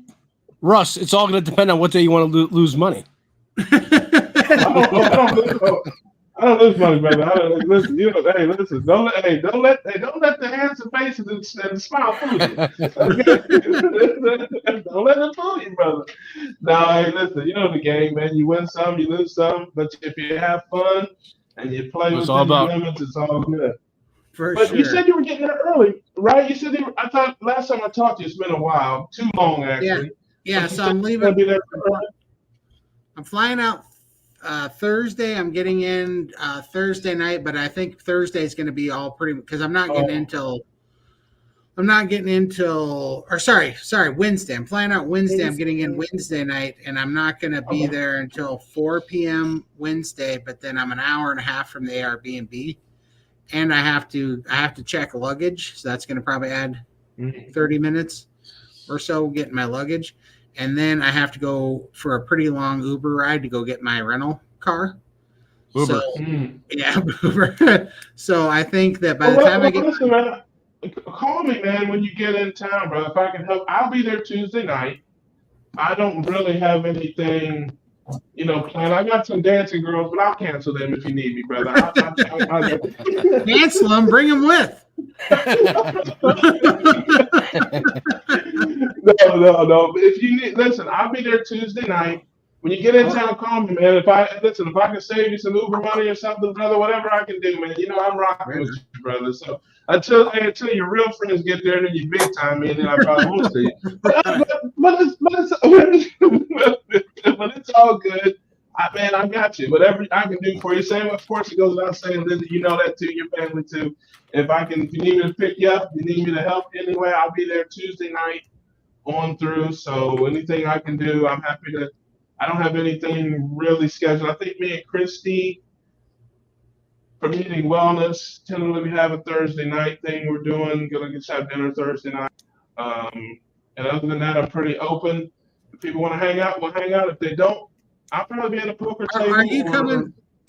Are you coming to the Dealio on Sunday too? I've not been invited. I have not been invited to anything other than Christy at dinner Thursday night. So I don't know what anybody's doing or what anybody's going to be. I do have some people I'm going to reach out to, including you, when I get there, and we'll see what they're doing, what they got going on. But I'm down for whatever. And like I said, if nothing pans out, I know how to have fun. No worries. By myself. Yeah. So I love the fan. I'm open down for whatever. All you just tell me where to show up. I'm all about it. There's going to be so many people there we all know. And I get it, man. You know, people are being pulled in all different directions. I get it. I have no, you know, like I said, wherever I'm welcome, I'll be. Well, I want to clarify. I wanted you to bring the dancing girls because I wanted to eat the cake they're going to jump out of. So. Yeah, I got it. I got it. You said it twice. You want me to leave, just bring the dancing girls and leave. That's basically what you want me to do. Okay? No, man. Listen. Okay, listen. For those who do not know me, there are no dancing girls. Okay. I know there's people looking and say that's homesick. Is just a lose the shittiest. No, there's no dancing girls. No dancing girls. I'm a Granny Carnivore just said.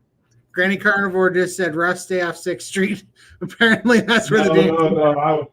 I'm gonna stay off 6th Street, 7th, 8th, 10th, 5th. I'm gonna stay off all them streets, man. I'm not gonna be in them streets anywhere, Granny. No. I will be hanging out with the family. For any of those that will have me. If not, I'll probably be at a poker room somewhere.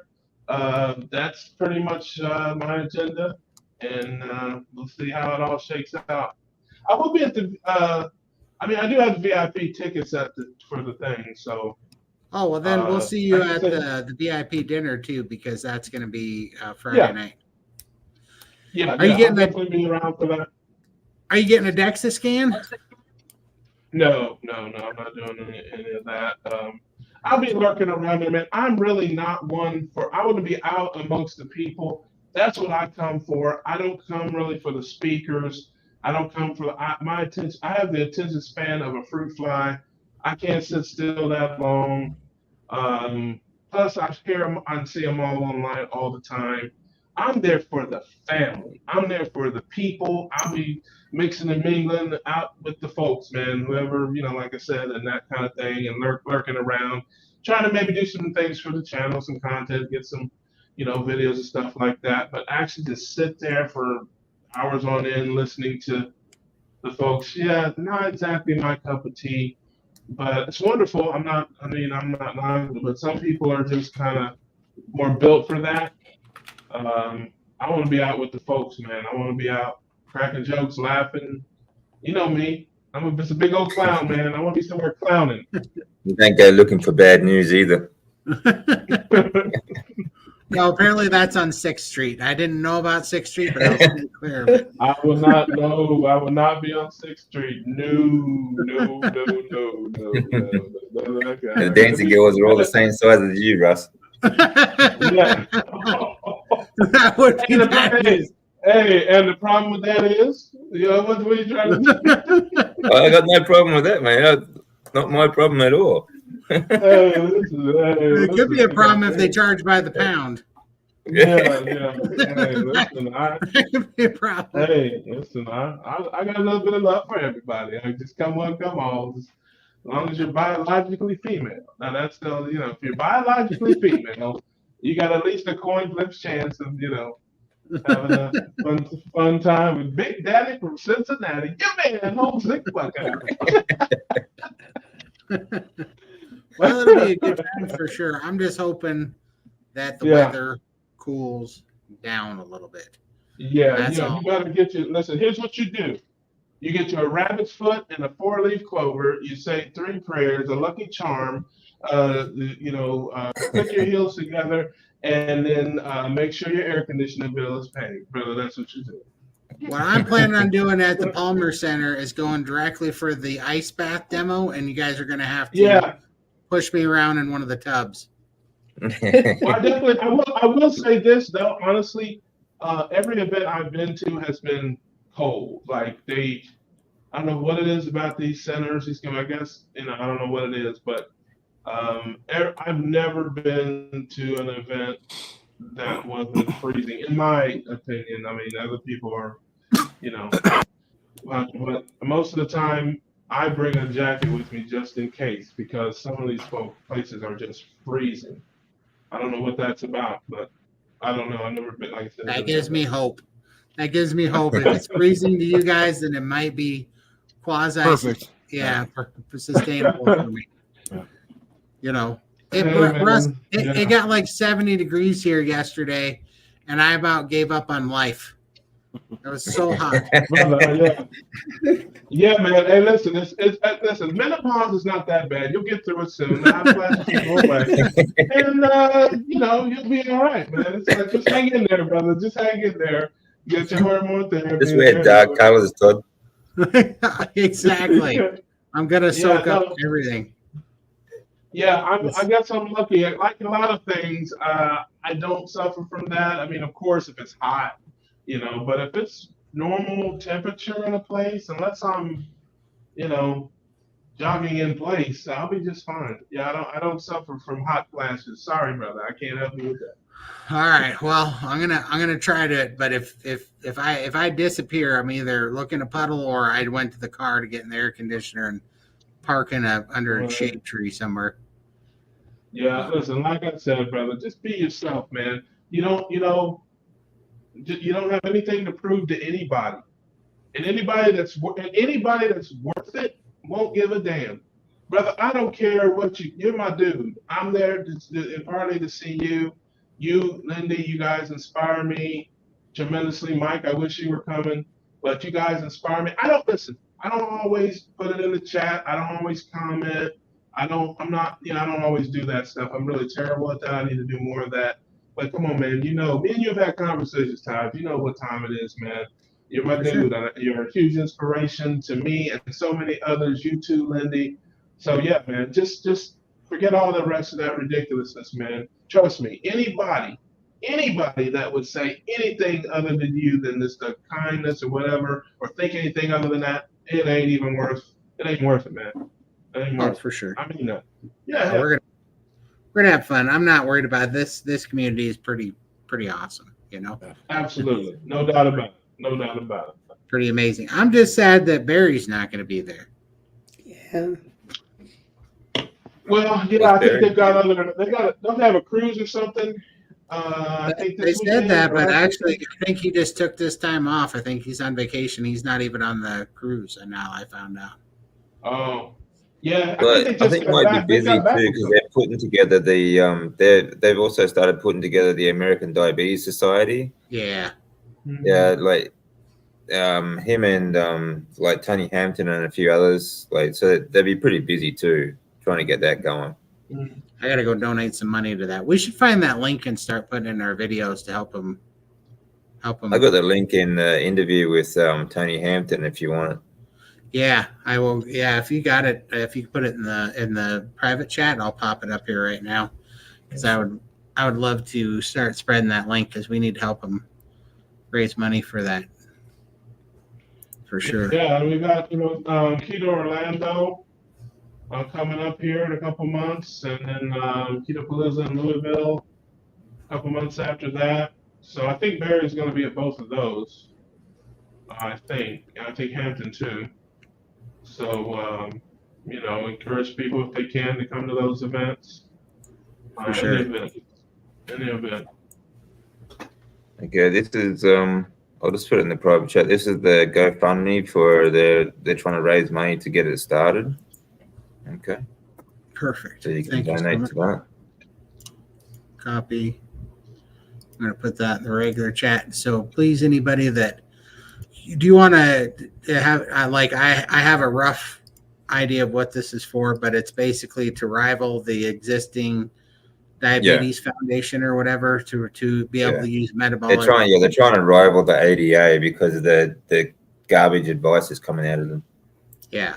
And so isn't this right along the lines that they're trying to use like metabolic low carb diets as a treatment? Yeah. Yeah. Yeah, metabolic therapy to reverse diabetes, so which I think would fix a lot of problems. Like diabetics. Usually, diabetes is a symptom of later on developing cancer as well. So it's kind of like cancer. A lot of cancers are diabetics. Type 5 diabetics sort of thing. Well, you know what's even crazy, man, is that Dr. Leslie Keith was on the other day, and she said that the beginning of all lymphatic issues is diabetes.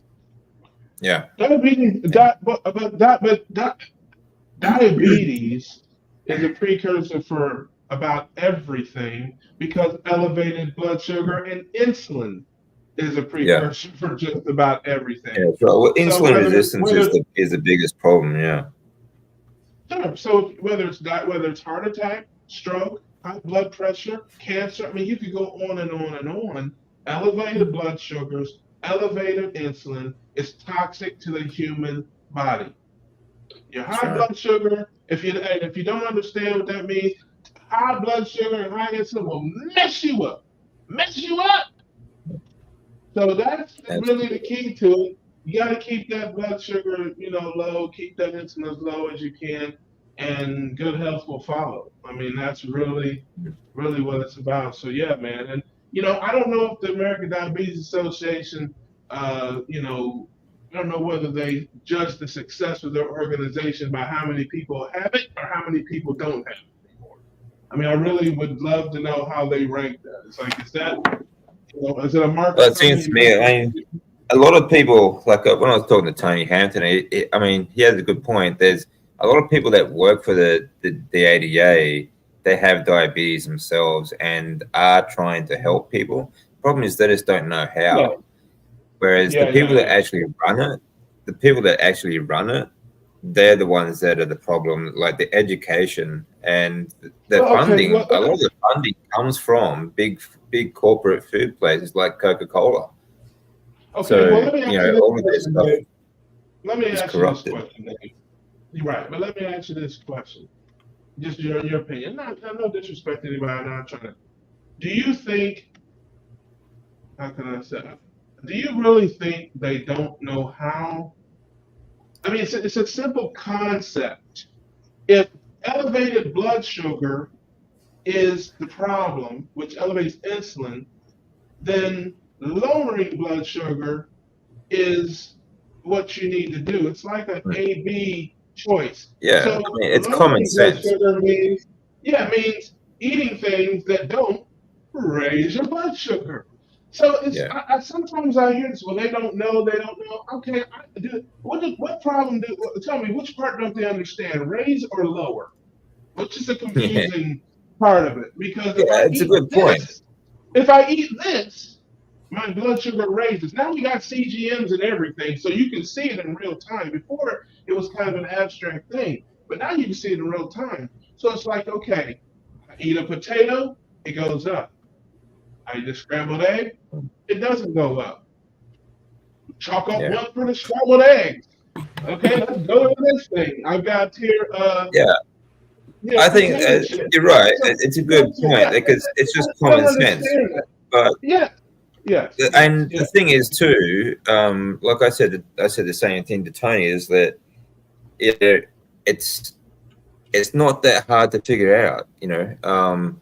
Even if a lot of these people do get in it for the right reasons, they tend to just they turn off their common sense and listen to the doctors that are in charge and the people that like the administration. No.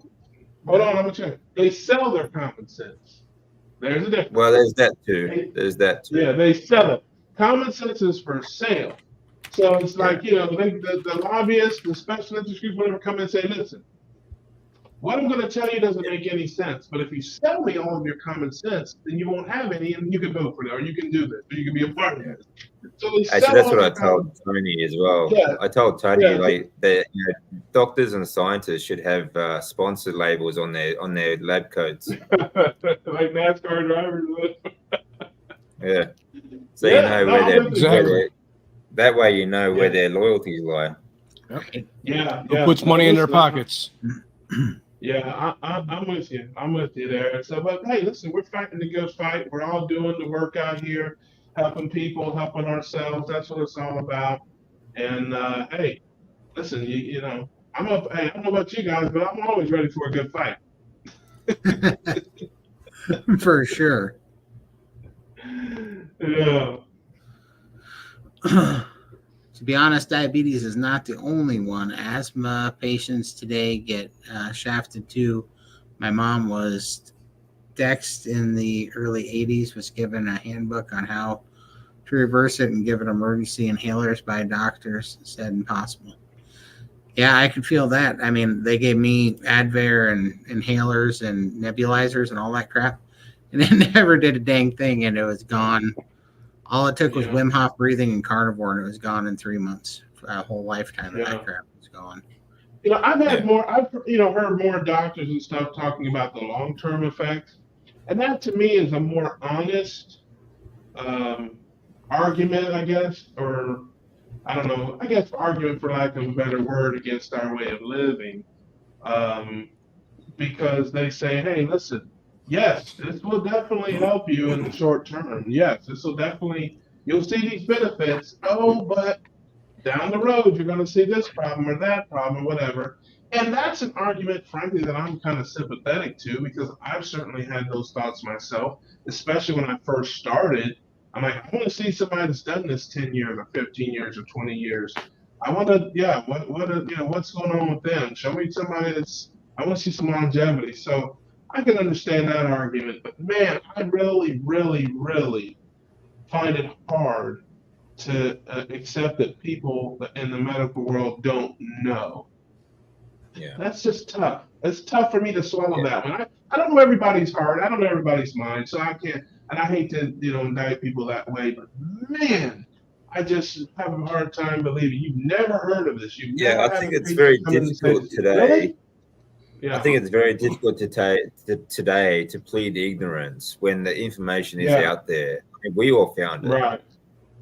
Right. So that's especially right. like Exactly. there's people in this field that are supposedly trying to help people, and like I've, so many. I mean, for so many years, I haven't had a GP, like a local doctor myself. I've only go and see my my oncologist, because for that reason, because the GPs here are that bad that it's just, they have absolutely no interest in helping people. They just, they have no incentive to get people off medications, because they're just as bad as big pharma. Like the more they see you come in, like the longer they can keep you sick, the more appointments they get paid for. Right. So, and a lot of it is, I suppose, just mentality and personality type as well. I mean, these are people that are highly educated. They have multiple degrees. They're in many cases, some doctors see themselves as just, hey, I know more than you. Shut up and listen to me. Some people are doctors because they want to help people. Yeah. Some people are doctors because they want to help people. Some people are doctors because they want to get paid more. Yeah, For sure. Yeah, I mean the same doctor that will prescribe you a drug that he knows you can't be on for the rest of your life, and then he knows may have long-term problems for you, they'll subscribe that to you and tell you, well, listen, I'm going to give you this, but you're going to have to change some things because you can't take this the rest of your life. That same doctor has a problem with you making dietary changes and saying the same thing, like, hey, okay, you can eat that meat and eat that bacon and all that. I don't think that's going to help you 20 years from now, but as far as right now, here today, hey, it's helping you. Your blood work is better. Hey, let's stick with that. No, they say, oh my God, you're eating that meat? Well, if you're okay, well, this is going to kill you. And here, but by the way, keep doing that and take this statin with it. Or take someone else with it. So again, man, it's just hard for me to swallow that. But everybody's probably a little different. I'm sure, buckets of I mean, people that they, fall in they different don't say groups. anything when you're on the standard Western diet, though. They don't say, "Oh, you should stop eating that crap." They don't judge that. Yeah. Like last time I went to a GP, like after years of treatment, like I had tubes like on both sides of my chest stuck in just plugged straight into my heart, and I had years of chemotherapy just pumped straight into my heart.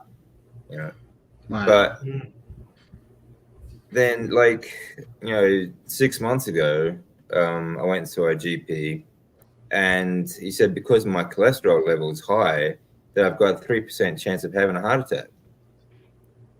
You're kidding me, right? Yeah. Yeah. No, listen. I mean, it's like I said, it's one of those things. We just keep fighting the fight, keep sharing what we know with people, keep sharing our experiences. I've said it 100 times. I'll say it 101 times.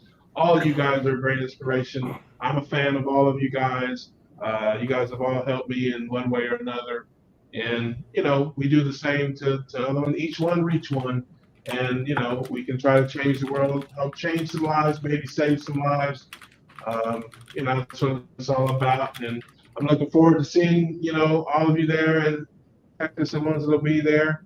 And like I said, we'll keep fighting our fight and helping who we can help. Save the savable. I think I heard it said a few times. You save the people that can be saved, and the rest of them, let them drive. No, I'm just kidding. Yeah, no, you're right. Like you can help some people. Some people refuse to change. Actually, Rick, from Charge of Mopa, he was talking. He cleaned out some lady's fridge who had these tube of pre-mixed cinnamon buns in the fridge. Yeah. This is a woman whose diabetes was so bad that she's had multiple amputations, but her fridge is full of crap like that. Right. Like, even when they've gone so far that they have to have limbs amputated, they still Yeah. will not make a dietary change. But you know what's crazy, Yeah. right? With that, because yes, you can say that that's speaks volumes about I don't know, I guess people's Addiction. how they're brainwashed, but it also speaks volumes for how Addiction as addictive well. sugar is. Yeah. Yeah. How that level of addiction. This is why you know, I always I'll use this statistic that sugar's 8 times more addictive than heroin, and I get so much pushback on that comment in the comments. And it's like, are you kidding me? If you started cutting off heroin addicts' legs, I bet a hell of a lot more of them would quit. Oh yeah, You know? absolutely. Yeah, and Yeah. the only reason why it seems like it's a bigger deal is because you can die a lot quicker. But don't make any mistake. You are getting you are every bit as addicted and dying slowly as, dying as much, just slower than a heroin addict, Yeah, a lot of people But don't it's good. understand too that being diabetic doesn't mean that you're fat either. Like that, I mean, Oh no. Oh. like when I was diagnosed with blood cancer, I mean, like I said before, it's like I probably was diabetic beforehand because I was eating 6 to 8 times a day. My insulin spikes were just all day long. Okay, and it was all seed oil, fitness industry food. Like Mm-hmm. protein powders and stuff like that, and supplements and that sort of stuff. But I was very lean and I was very fit. So you could be diabetic and fit. You can be Oh yeah. diabetic and you can be I mean I was in the gym like the There's, day there's professional like, professional week athletes that are diabetic. yeah, that's right. So But you remember Jay Cutler used to play? I don't know if you're it's a big got American. nothing to do. It's got nothing to do with the way you look. You may Yeah, look Jay healthy. Cutler. I don't know if you know who Jay But I Cutler had is. actually I saw a GP. I'm sort of remembering all this because I was doing some writing today, and I saw a GP about 4 months before I came back to Australia in Japan, and the doctor was confused because I was getting sick. I had flus and stuff like that, and he was really confused because my bloods were really, really bad, but he couldn't understand why I looked so healthy, and he just laughed it off and said, "Come back and see me in 6 months if it's still have the same problem." If I'd done that, I would have been dead. Well, we've heard Dr. Bittman talk about this many times. I'm sure everybody's familiar with him. There's 2 different types of systems, and I can't remember the names of them because I'm not smart enough to do that sort of thing. But you have people like us, meaning me, Michael, Lindy, Todd, who don't have a lot of fat cells, but our fat cells are capable of getting very, very large, which is why we can get to 500, 600, 700 pounds. And then you have the other system where they have a lot of fat cells, but they're not capable of getting very large. And these are people who don't show the outward signs. They have mental health issues. They have skin disorders. They have, their blood work is just absolutely terrible. And I witnessed this personally in my own experience with a friend of mine who I looked at his blood. This guy is 15 years younger than me and literally half my size, and his blood work is terrible. I mean, terrible. And he couldn't believe it. And it really hit me what I learned from Dr. Bickman all this time about, and I saw it, in real life, how everything, his liver numbers were in the high 20s. My HDL to triglyceride ratio was 2.6. It's down to 2 now. His was 4. Jeez. These are the kind of folks that you see that are working out at the gym and drop dead at 35 of a heart attack, and nobody can understand why. Yeah, that's right. And it's because their blood your health is not in the mirror. Your health is not on the scale. Your health is in your blood. Yeah. That's where your health is. Instead of having to hear. Yeah, I mean, I know bodybuilders and fit people, that have had heart attacks in the young ages that, much like me, they were very fit and healthy. Well, we thought they were healthy because of the way they look, but it all comes down to the education as well. Low fat diets and but of course, when you're on a low fat diet, no one says anything about the seed oils and the processed, like food bars and meal replacements, like protein powders and bars and stuff like that, and supplements and all the deuterium in these supplements, so-called vitamins, which are all manufactured garbage anyway. So, it's just it's a complete bloody mess. Yeah, I mean, and is my audio better? Is that better, guys? There you go. Yeah, A lot way better. better. Okay, I just changed the setting there. I'm going through that in my own life right now. I'm not losing the weight that I want to lose. You guys know me if you follow me. That I don't really care that much. I care about being healthy. I care about getting stronger. I care about making progress more than anything else. And I'm perfectly fine to lose the weight the way I gained it. I mean, that's just one crazy Florida guy's view.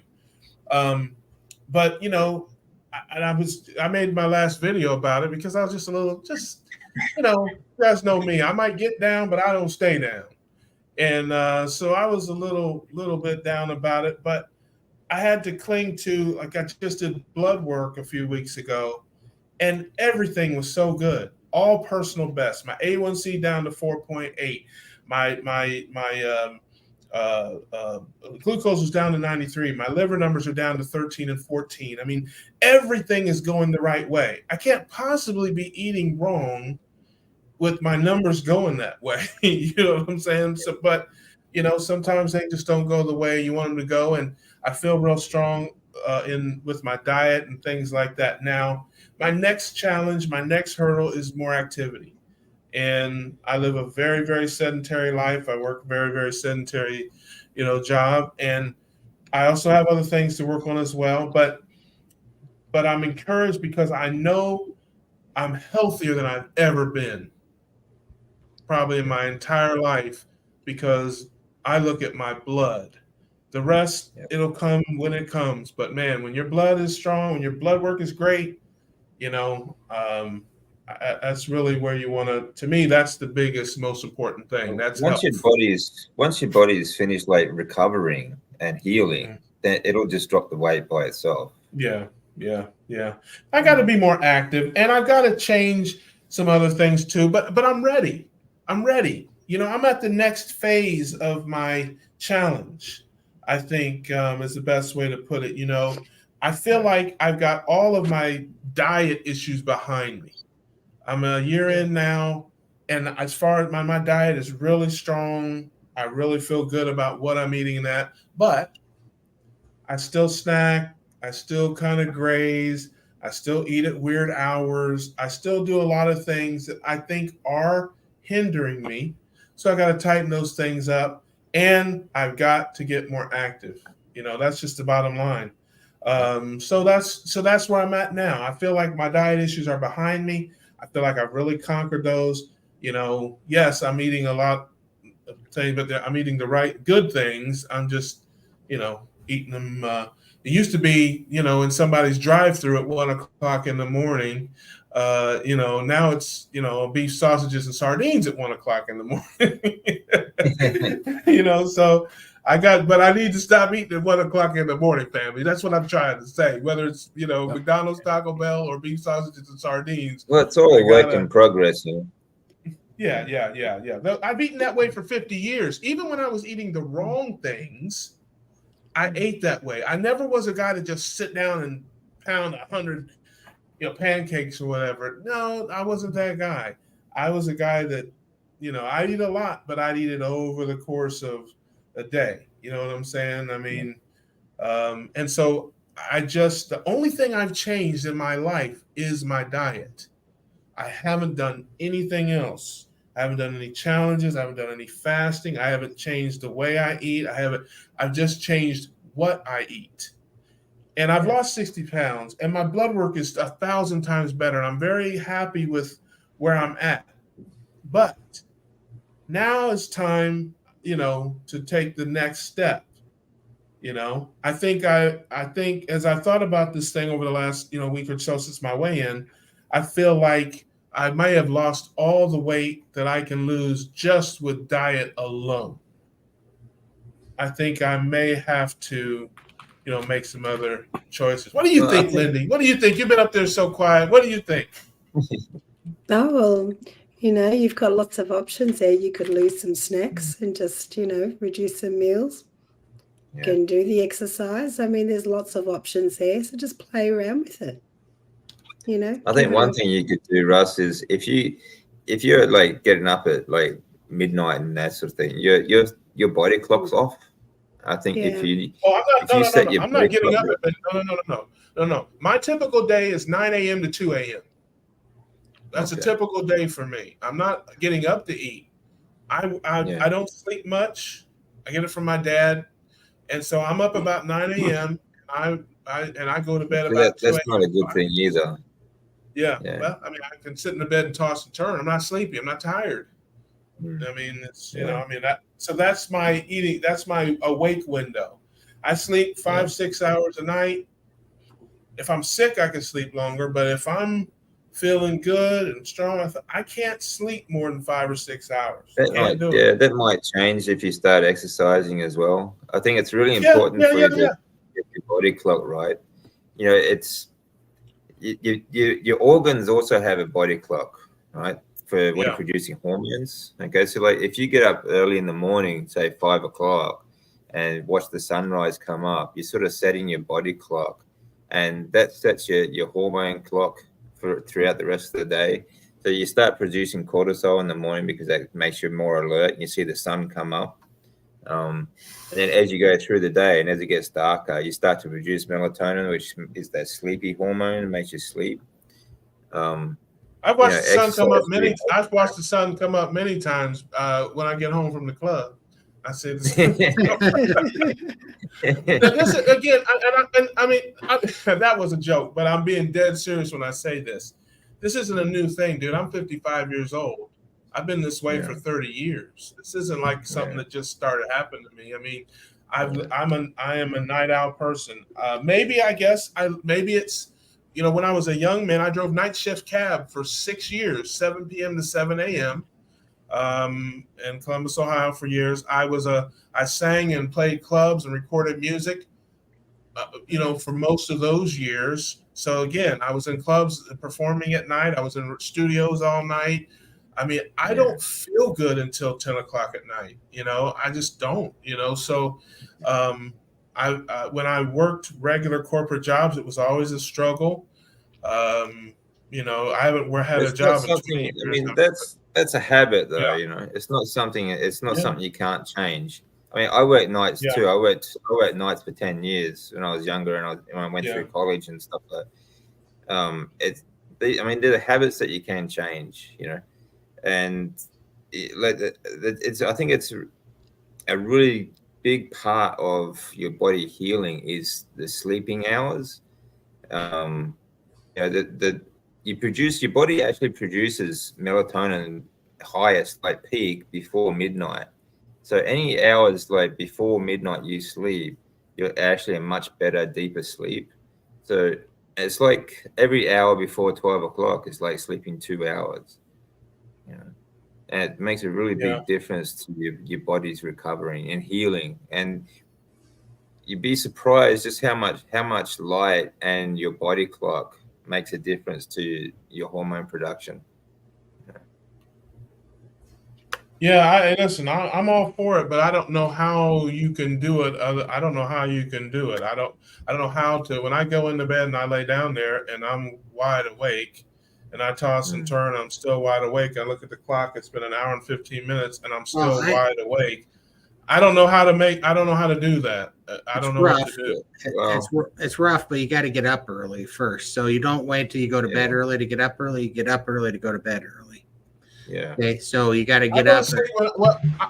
I go to sleep when I'm tired, and I wake up when I wake up. I'm lucky that way. I work for myself. So like now it's 10 o'clock my time. I'm up here doing this. I'll do some other stuff. And when I get tired, I go to bed. But I guarantee you it is going to be sometime between 1 and 3 a.m. And if I get off this stream and try to go to bed right now, I will toss and turn until 1 to 3 a.m. Right. I won't go to sleep. I guarantee it, but I was just saying that the trick for me, because I had a lot of the same problem, the trick for me is that you get up anyways instead. So instead of getting up at 9, get up at 7:30 or 8, and then I got you. So set an alarm or something like that, and Yeah. then just force myself to wake up and try to switch. Yeah, Okay, maybe okay. like I'm for with you. 'Cause I don't set any like alarm. for a I wake week. up. Yeah. Yeah, for a week, try set the alarm for like 5 o'clock in the morning, and Okay. just do. You don't have to do a lot of exercise. Just do something. Go for a walk if you can. Yeah. I can do better. I can do better. I'm ready. Like I said, I've already had this talk with myself. I'm ready for the next Just try and phase make of this. You need to have an energy expenditure as well. So Yes. try and get up and I'm with you. moving. Yeah. I'm with you. I'm going to do it. Again, this is the next. I don't know. It's like climbing up a ladder. I've made it up to the You'd be first rung of the ladder. surprised how much that will affect your weight loss as well. Listen, I hear you. I hear you loud and clear. I believe you, Dave. I'm definitely gonna do it. I'll try that early morning thing. Right now, God is my alarm clock. I wake up when God wakes me up. That's what I don't set an alarm clock. I haven't set an alarm clock for 20 years. I mean, unless I have something specific that I have to do, like go get somebody from the airport or something like that. I haven't set an alarm clock in decades. I get up when I get up. I'm lucky. I'm very fortunate. I work for myself and I don't have to keep a schedule, and I have a great team that takes care of things. I can answer this question for me. It was 110% yes. Absolutely. Yeah. If I screw up my lack of sleep really affects your hormone production. Okay, so it really does affect your body in so many different ways. It'll affect your weight loss. You'll actually gain weight because your body's under more stress. So you produce more cortisol, okay, because you're not getting enough sleep.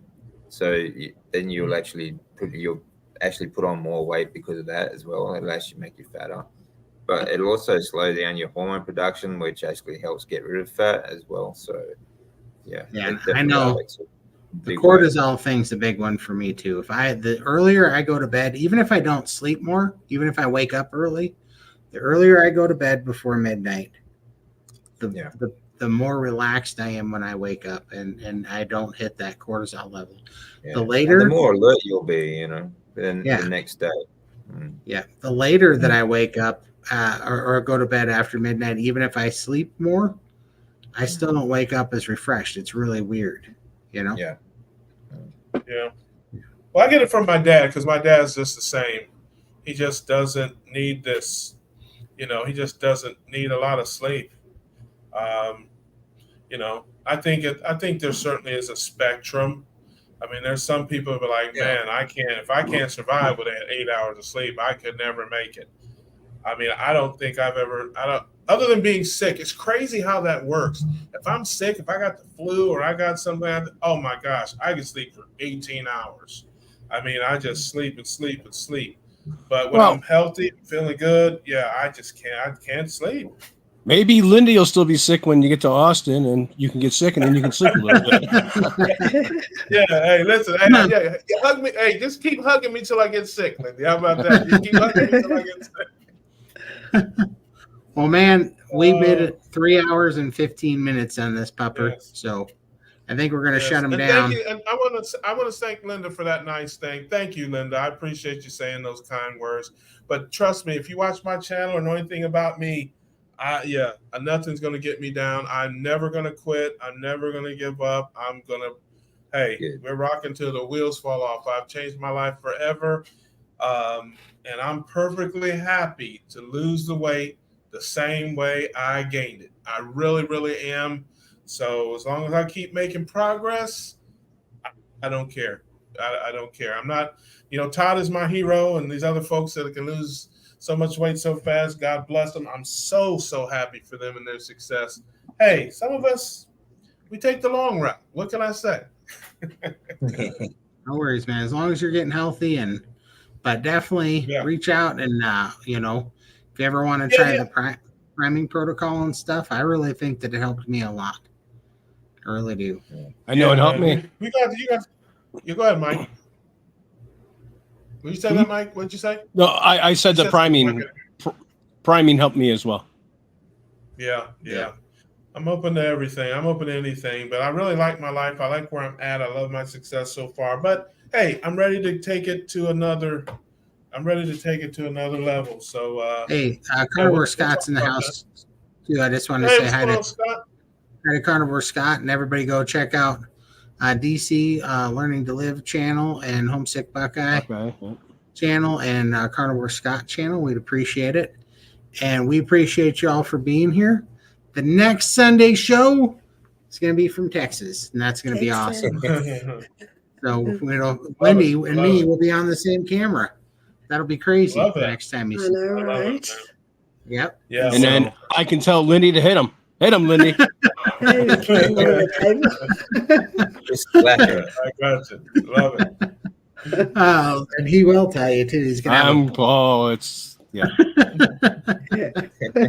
But no, it'll be a good time, and we'll be popping in periodically. I'm probably going to go live a little bit from the airport when I have nothing to do because I have a 4-hour layover because Delta hates my guts because they think Montana's in the boondocks.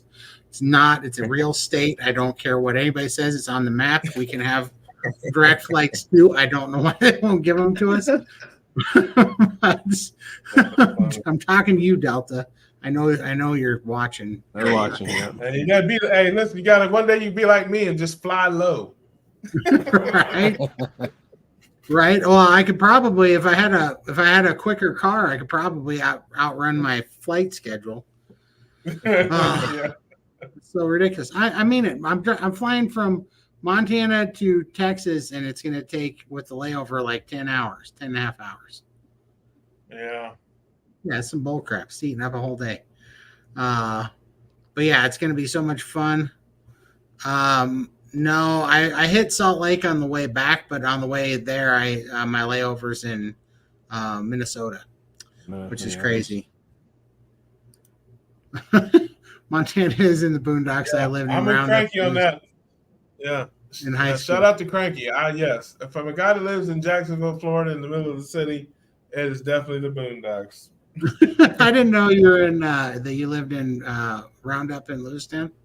I have friends in Lewistown for sure. Well, that's awesome. It's not really the boondocks anymore. I mean, for crying out loud, we're on Netflix now. So you can't call us the boondocks anymore. Yeah, that's quantum leap into the Fargo. 21st century. Yeah, it's like Nobody wants to hear your lip, Michael. Yeah. Hey, Mike, congratulations. Welcome to 2019. Oh, all right, but true. He does have a point. But yes, it's kind of the boondocks, but not really. Do you know that our airport is now an international airport? So it's not that boondocky. Yeah, they serve why would anyone want to fly to Montana? Can't make it to Texas. Hey, listen. Because of the volcano, it's going to go off any minute, and it's a global killer, so that's pretty cool. Front row seats. We got Yellowstone. Just because they serve Chinese food in the airport lounge is not making it international. Okay. Also, I have one word for you guys: jackalope. Anybody know what a jackalope is?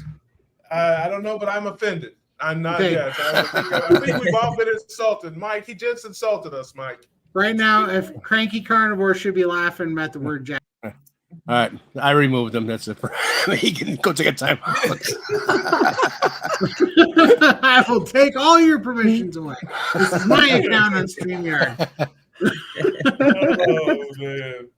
Can you imagine us all in the same room together? Can you imagine that? This is not going to be. Better be a big room. And if we better have big insurance, is what I'm thinking. Hey, listen, it You doesn't might have say to you be need that a big a wide room. lens. I was gonna say it doesn't have to be that big a room, but it better have some strong furniture. That's That's a fact. Definitely. That's a fact. But this was a fun show. We appreciate you guys. We will be coming to you from Texas. I'm going to do a live stream for sure on my while I'm sitting in the airport and give you guys an update. And really, just because I'm going to be bored out of my mind, and the place is going to smell like a Cinnabon. I hated the airports for that. So Bring a you guys- clothes clip. Put it on your nose, man. I'm going to be fasting, and the airport's going to smell like a Cinnabon, and you guys are going to have to talk me off of the proverbial ledge. No, I'm well over the carb addiction, so finally. But Arizona has jackalopes, but not as big as Montana. Yeah, they get pretty big out here, John. I knew you knew what I was talking about. Oh, that's funny. But anyhow, you guys will have to look it up and you'll get a laugh at it later. But anyhow, I reckon we will see you guys next time. And me and Lindy will be going live a bunch here in just a few days from Texas. So Sounds good. Cool. Love it. Please. appreciate you guys. No, see you guys. Good night, guys. Happy Memorial Day.